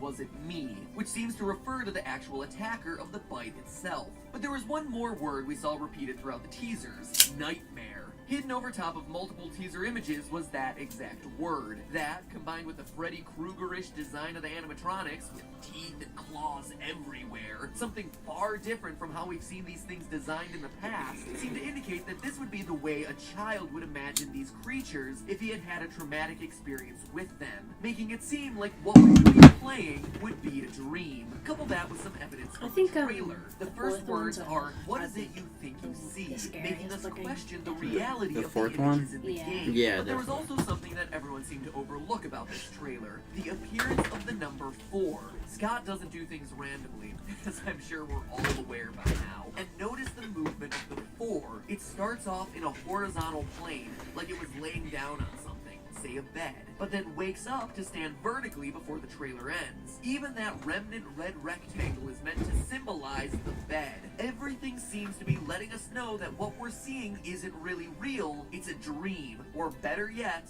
a nightmare. Now, fast forward to the game's release, or I suppose casually meander to the game's release since it wasn't too long afterwards, and we see that this theory still holds. Flowers, an IV, and pills will occasionally show up next to your bed. Classical medical supplies that show us that this is a child in recovery. Foxy, who's hiding in a closet, will transform back to a plush toy if you hold the door closed on him long enough, making it seem like this was all a dream or hallucination. And of course, the biggest piece of evidence of all, the cutscene that ends night 5. Which, if you don't want a spoiler, click here to skip. Alright, is everybody ready? I'm just joking, everybody knows this All of you already. skip now? Good. Actually shows the bite of 87 take place in the mouth of the golden Fredbear. This is further supported by the So crazy that you quote-unquote dropped your boss of the phone. game being that same golden Fredbear, where in the final nights, he's the one who ends up stalking you. All the other animatronics disappear. You're being haunted by the suit that bit you. So yeah, that's it. All the evidence points to the victim of 87 being our protagonist, the character we're playing as in FNAF 4. Good job, Scott. You finally put together a game with a coherent plotline. Except you didn't. Scott Cawthon, if all of us are right in our theory, then you, sir, are wrong. Just when it looked like you were making a game that actually adhered to its own lore, you also made a game that is completely impossible from a scientific perspective. Loyal theorists, it's time we give Scott sleep. Yes and no. Security Breach doesn't make any sense at all, and I'm hoping that the DLC that's coming out this month, by the way, so there's probably going to be another game theory made this month for FNAF. Yeah, probably. Which adds to a total of 90 FNAF game theory videos. Not counting streams, but yeah, so we're going to have another one later. Actually, which one are we on? Aren't we on, like, the 5th one? 4th. 1, 2, 6, 3, 7, 4, 5, 6. Okay. Oh, I didn't mean to. Oop. It is Bag of Tricks, a little lesson in real-life science. While frontal lobe injuries aren't as uncommon as people think, actually they happen all the time in car accidents, playing football, falling down, etc., having your whole frontal lobe bitten off has a much more profound impact on mental and physical functions. It would come with a whole slew of symptoms from motor skill impairment to nervous system issues, but the side effects we're most concerned with today would all be psychological. Removal of the frontal lobe significantly impacts the victim's ability to process certain types of stimuli, specifically fear stimuli. Let me give you some backstory. In the good old 1940s and 50s, psychiatrists often thought the best way to cure problems with the brain were to cut pieces out. Feeling depressed? Well, let's slice that out. Overly aggressive? That chunk probably wasn't important. As such, there are extremely well-documented studies of patients without frontal lobes, and what's fascinating about them was what happened to their fear response. Patients without a frontal lobe become uninhibited because they no longer have a fear response. Way back in my Fallout episode, we looked in depth at the most famous accidental lobotomy in history, Phineas Gage, who literally had an iron rod shot straight through his head, completely destroying his left frontal lobe. One of the most striking differences between pre-pole Phineas and post-pole Phineas was his sense of inhibition, and by that I mean post-pole Phineas had none. He had no sense of caution, no sense of fear or self-consciousness. He was described to be impulsive to the point of being rude and vulgar in public. No fear, no anxiety, no social pressure. I need that to happen to me. Going back to the game, one of the things Scott does a great job of throughout the FNAF franchise is Ruin is coming out this month. Mike or Jeremy or whoever. Next month at the latest, which might happen, I don't know. We are that character. But in this case, that's what day is it? Scientifically impossible. Specifically because of the bite of 87. July 11th. I'm guessing Ruin's coming out like maybe around the 25th. I don't know if they said late July or just sometime in July, but yeah, I might stream it. I don't know. Is little Timmy lost a lobe? He wouldn't wander around the house flicking a flashlight on and off. Why would he? He doesn't care. Because tragically, he no longer has the capacity to care. His brain structure no longer allows it. As if this weren't enough, a frontal lobe injury also tampers with concentration and attention span. The main character in the game is still supposed to be concentrated over a long period of multiple hours. But the thing is, patients without frontal lobes don't have this ability. In fact, they can only stay focused on what they see immediately happening in front of them. A child missing a frontal lobe who repeatedly turned a flashlight on and off. Fun fact, those pictures right there are actually pictures of Scott Cawthon. Did you know that? No, every single one of them? Yeah, I think so. He put them there because, you can't really see them in the dark. Yeah. Front. Up in a hallway without seeing anything would lose interest. They wouldn't have the mental wiring necessary to concentrate on self-preservation. They would literally just go back to bed. The game is impossible the way it's being presented, because it would literally be over before it began. But the final and biggest nail in the coffin for this one is how frontal lobe injuries affect the imagination. The frontal lobe controls a ton of mental processing abilities, including dreams. You might think that an uncontrollable imagination would lead to exactly the kind of nightmares or hallucinations you see in this game, but in fact, it's the exact opposite. Rigorous studies have been done on the imaginations and dream states of lobotomized patients. While patients without a frontal lobe can have dreams, One thing they can't have is nightmares. Patients missing a frontal lobe carry their lack of fear and inhibition straight into their dreams. And why not? It makes sense. If the mind isn't registering fear consciously, there's no reason to process it subconsciously in a Look at dream. that chin. Studies show that lobotomized patients can dream about idyllic scenarios, money, fame, praise, but they can't dream about the monsters under the bed.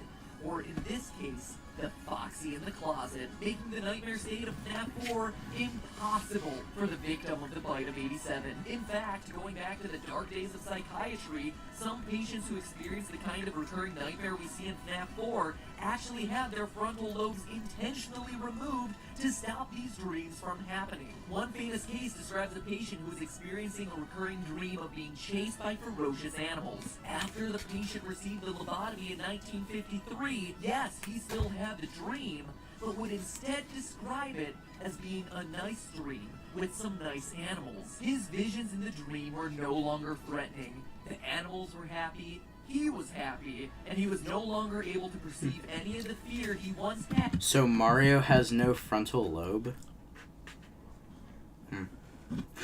Had prior to the surgery. So scientifically speaking, there is no single way the main character of FNAF 4 can be the bite of 87 victim, like Scott seems to have indicated. Sure, the game could be about another kid.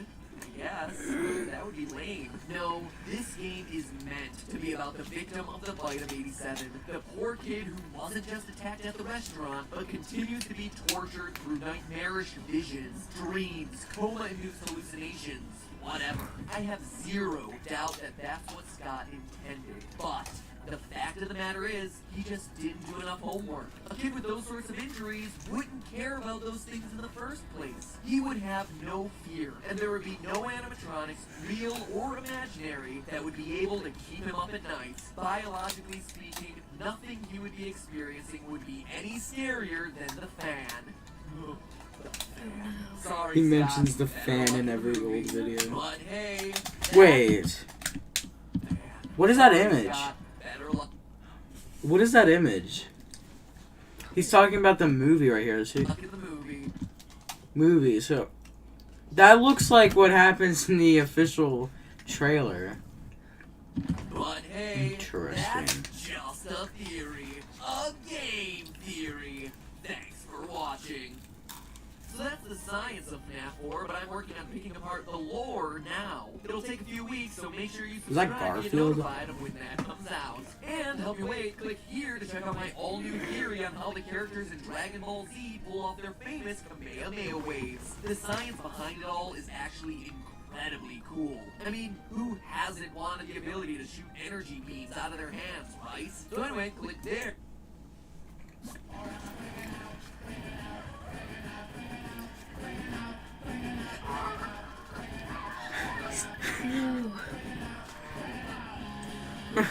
Why is she running from them? The all-new pretzel bacon barbecue steak burgers at Freddy's, just in time for summer, covered in melted American cheese. Alright, I'm going to use the bathroom real quick. Talk to our audience. Alright, what do I say? Okay. Talk about Friday Nights 5 at. Yeah. It's 5.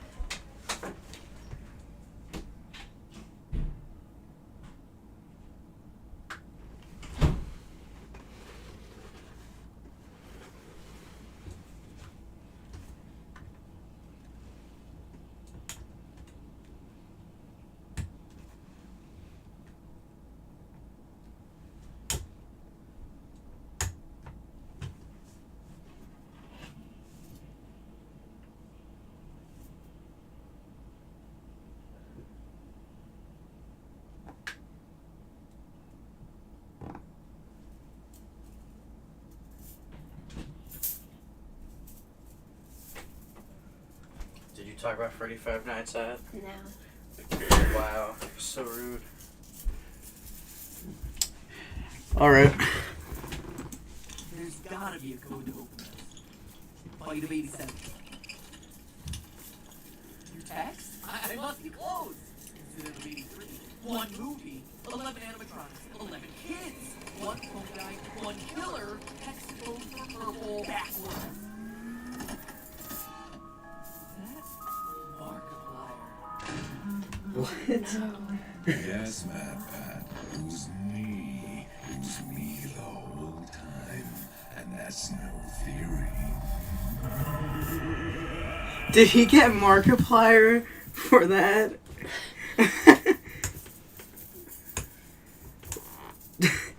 Actually, that does kind of make sense. Markiplier is William Afton. Yeah. I wonder how long it took to make that intro. Like, both intros. They need Markiplier to be in the FNAF movie? Yeah. Yeah. There's been nothing for him yet. Like, Yeah.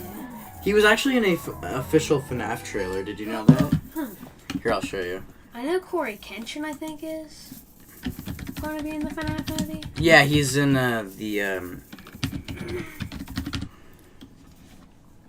this one right here. That's right. With the Fazbear Fun Time service, you'll never be alone again. It's guaranteed. With our exclusive animatronics, you'll always have someone watching your back. They'll provide you with hours of fun Is this the entertainment FNAF AR game? Yeah. You can't hide from a future of fun. Our special delivery will make you jump from excitement. Subscribe today. Don't miss this opportunity. And remember, we're always watching over you.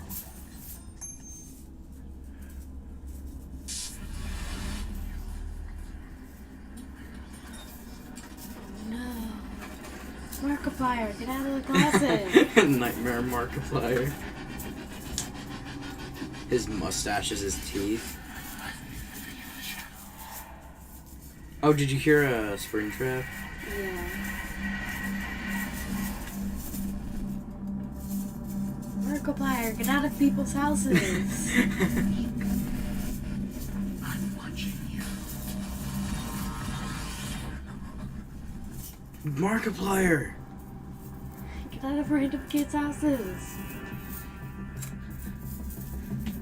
The power's out. Oh, okay. Markiplier's wanted for breaking and entering. Why do they have a CRT TV? Like, okay, I have a CRT TV too, but I also have a normal TV. Why do they just have a CRT? It's better just to have both.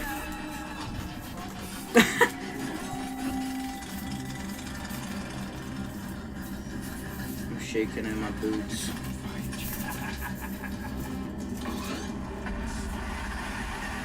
Alright, let's finish this because, yeah.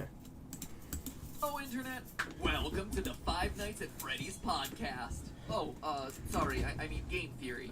Game Theory. The show that covers theories on other games in the 2-week intervals between new installments of FNAF. But if I'm ever gonna see requests for games other than FNAF 4 in my Twitter feed, this video needed to be made because I have a confession, Internet. I made a mistake in my last FNAF video. Not my research, mind you. My conclusion that this kid scientifically could not be the Bite of 87 victim was actually 100% right, both scientifically and, as you've been eager to point out, lore-wise. No, I was wrong in calling this the Bite of 87. I'm man enough to admit my mistakes. Hey, it's why they're called theories after all, right? Anyway, in this case, Scott was sure to let me know my error in his first comment on any of my videos on the franchise to my knowledge, which was really exciting, but it did leave me wondering, should I feel honored or trolled? And let me just say, because you were asking, I didn't delete that comment. I only delete comments from game theorist bots. No, I don't want your free PSN codes, okay? So I guess Scott must have deleted it himself. Maybe there was a typo.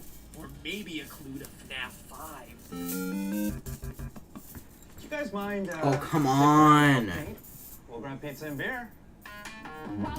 No. That far ahead, let's close the book on FNAF 4. First, let's set the record straight on where it takes place. It does not take place in Fredbear Family Diner, but rather the first location of Freddy Fazbear's Pizza, the one from the old phone guy tapes found in FNAF 3. But the Springlock yellow suits are the only ones there, I hear you typing. And you're right. They obviously are. But remember, Phone Guy's tapes in FNAF 3 welcome you to Freddy Fazbear's Pizza, not Fredbear Diner, before he tells you about their, quote, specially designed suits. Roll that cassette tape. Welcome to your new career as a performer/entertainer for Freddy Fazbear's Pizza. Right now, we have 2 specially designed suits that double as both animatronic and suit.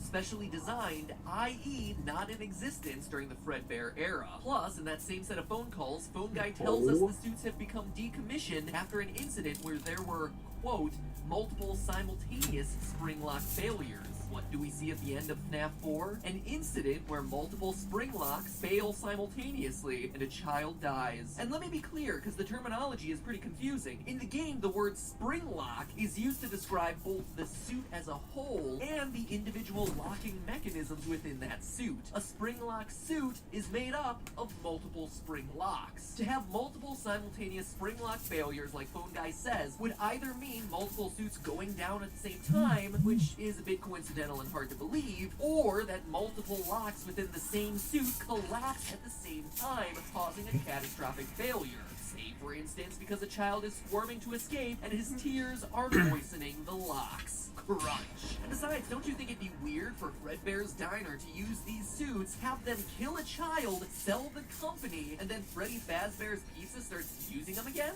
It just wouldn't make a lot of sense. Long story long, although Fredbear and Springtrap are the featured attractions at this restaurant, this is a Freddy Fazbear branded joint. One dating back to, as we see on the TV set, 1983. But enough about the timeline. I don't want to dwell on it in this episode. To me, having a general placement of the timeline is enough because the most interesting part of this game is the ending and its overall meaning. Like I said in the other FNAF 4 video, if this was just a random kid who got bit, that would be really lame. So how does this particular kid fit into the overall lore? Why is this incident of 1983 so important to show? Who is the FNAF 4 kid, and what does the ending line of "I will put you back together" mean? Well, let me tell you, the evidence points to him being the puppet.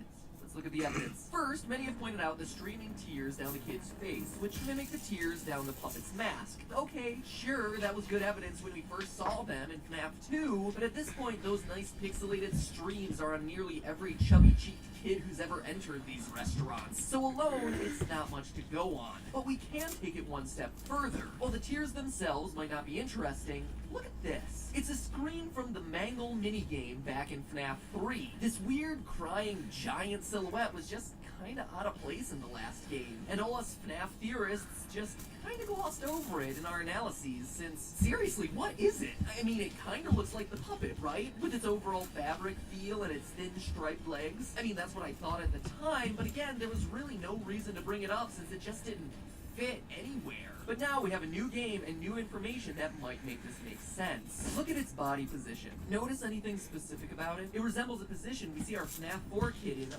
lot throughout the game, including his final scene, kneeling down, 2 streaming tear tracks, and oh, we officially hit the 2-hour mark. Oh, dang. Yeah. Yes, this will be long. We're only on the 7th, 8th video out of 90. Oh. That's counting that's counting the live streams. So we're not going to watch the live streams, we're just going to watch the videos. The theory videos, but there's going to be multiple parts. This is going to be like a long series. Face turned 2/3 toward the camera. Do you see the connection here? But not only that, look at what our kid wears. A black and gray striped shirt. And remember, this is in a world where all the other kids are generally wearing single color outfits. It's an oddly specific detail. Now I ask you, what's the signature look for the puppet? None other than black and white stripes. But besides those design I do details, think consider that there's no he was sign of originally a the puppet. anywhere in this game, and yet practically every other animatronic is present in some form, meaning that this game likely exists at a time when the puppet has yet to be created. Remember when he just kind of showed up in FNAF 2, which I should remind you takes place 4 years later than this game? He just kind of came out of nowhere. Well, this could be the puppet's origin story. This idea of kid as puppet also works really well with the locked box at the end. What's in there besides Markiplier's stunning face and buttery voice? A puppet. As we see in FNAF 2, 2, he has a habit of coming out of boxes. And he's the only one who can bend and fold up into a space that small. But there's even more evidence when you look at the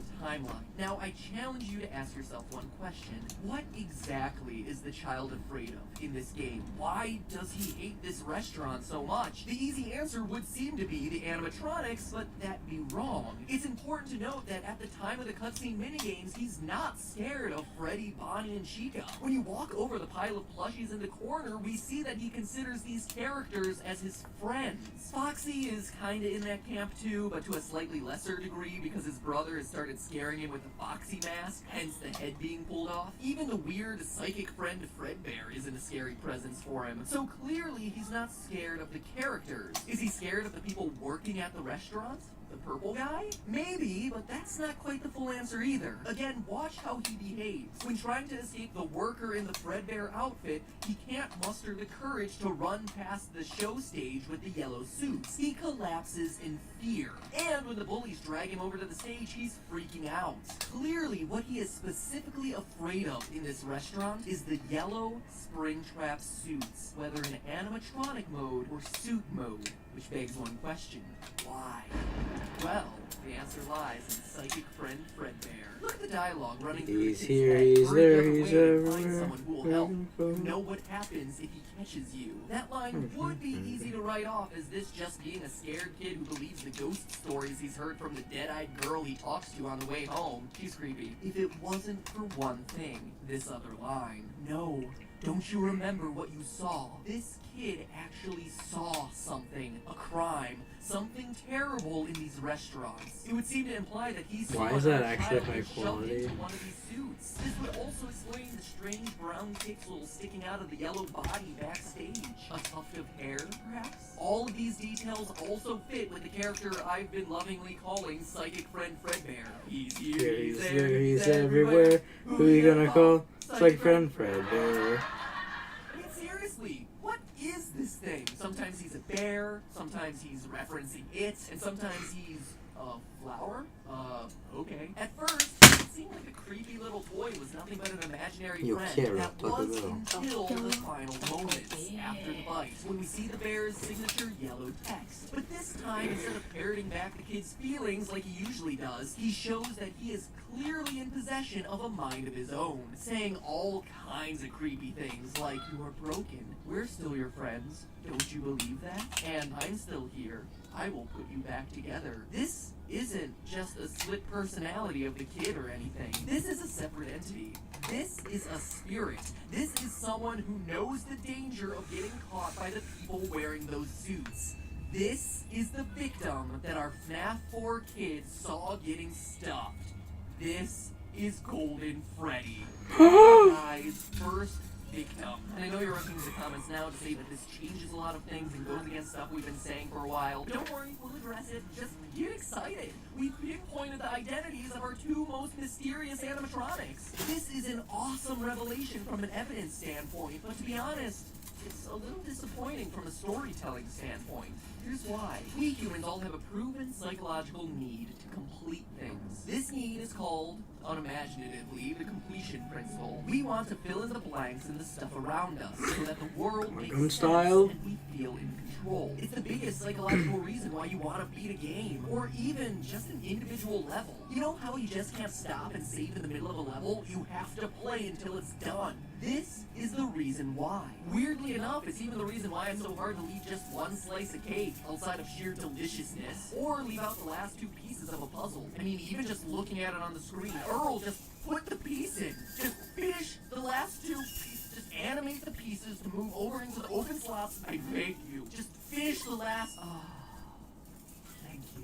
This isn't just you being, OMG, I'm so OCD. It's actually because the brain is wired to respond to knowing when you're done with a task. The brain can now take the mental energy it was using to focus on that activity and use it on something else. But what happens if you don't finish that piece of cake? Or if you walk away from a game right before beating the level? Your brain can't put that activity away because it's still not finished. You literally continue to spend mental energy on it in the background, even when you're doing other things. As long as there are unknowns, your brain can't feel in total control and can't let things go. And whether he knew this when creating the first FNAF game or not, Scott Cawthon has done an amazing and infuriating job of creating a story that looks like it goes one way, but also looks like it might go somewhere else. This keeps us thinking about FNAF lore, talking about FNAF lore, pestering our favorite YouTube theorists for more FNAF lore for weeks, months. Watching every video released on everything from top 10 details you missed in the FNAF 4 teaser to top 10 facts about the cupcake. The cupcake! 10 facts about the cupcake. Seriously. Once we're into the lore, our brains literally cannot let the pieces go until there's some kind of resolution, a completed story. But Scott has done such a good job of keeping the game in flux that the pieces never quite feel like they fit in a way that feels satisfying. We never get that moment of ROLAIDS. That spells relief. So we want the pieces of the puzzle to fit together cleanly, and the problem with FNAF is that while there's plenty of evidence for the story to go one way, there's also evidence for it going somewhere else. Try this one on for size. Well, there's a lot of evidence for the kid in FNAF 4 being the puppet, and I bet my bottom dollar that that's the solution that Scott intended. From a storytelling standpoint, more pieces actually fit together if the FNAF 4 kid becomes Golden Freddy and not the puppet. This would make our first victim, the one our FNAF 4 kid sees get killed, the puppet, like we've been hypothesizing since FNAF 2. Suddenly, you have a group of 5 kids celebrating a birthday, one kid associated with each animatronic, with the one representing Golden Freddy being the odd man out. And this scenario perfectly mimics the FNAF 3 good ending with the Happiest Day minigame, where 5 souls from 5 kids, each representing a different animatronic, reunite to celebrate a birthday that never really happened. It actually creates a beautifully bookended story of redemption and forgiveness, a reunion of brothers. And yeah, I know the complaints. Don't get me started about the size of the kids being different. They're the spirits of dead children in an 8-bit minigame, okay? Literalizing the sizes seems to be a bit of a stretch. And it goes even further than that. In the FNAF 2 Give Gifts minigame, the puppet gives life to the dead children, with Golden Freddy as the odd man out who doesn't get a mask and does a ghostly jump scare at the end. That would reflect the 4 bullies getting killed in the pizzeria by Purple Guy in response to this incident, while the one, Golden Freddy, dies somewhere else, like a hospital bed. I mean, we do see the IV and pills and flowers, and as a result, that's why the puppet, the first victim, is able to reach those 4 kids' souls and save them, while Golden Freddy has to behave like a ghost. It also gels with the idea that the Take Cake minigame represents the first victim at the first location, and why the puppet is always the jump scare, because he's the kid we just watched get killed. So a lot of storytelling pieces fit together, but at the end of the day, that leaves us with too many questions about why Golden Freddy is talking to our FNAF 4 kids. A spirit needs to be inhabiting that bear for the story to make sense, and Scott certainly put in plenty of evidence that leads us to believe that the FNAF 4 kid is the puppet. The FNAF 4 kid needs to have seen a tragic, scary incident to make him fear the restaurant, which means he can't have been the first kid to have been killed. In short, the challenge here is that you have a choice. There's more evidence for our FNAF 4 kid becoming the puppet, but the resulting story is more satisfying for him to become Golden Freddy. And either side leaves you wanting more, because not all the evidence works in either scenario. And that is the true secret to FNAF. The completion principle demands that we get answers, that the scraps of evidence across the 4 games come together cleanly. But if and when they do, our brains will just be able to move on and forget about it, making it just another game that we played.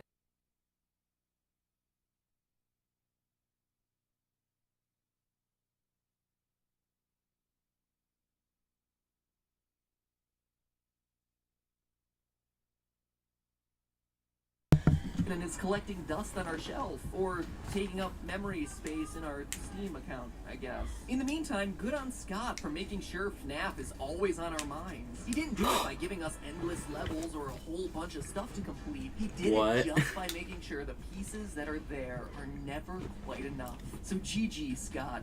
GG. And GG to all of you too, theorists. All of us. For Alrighty. We are done for today.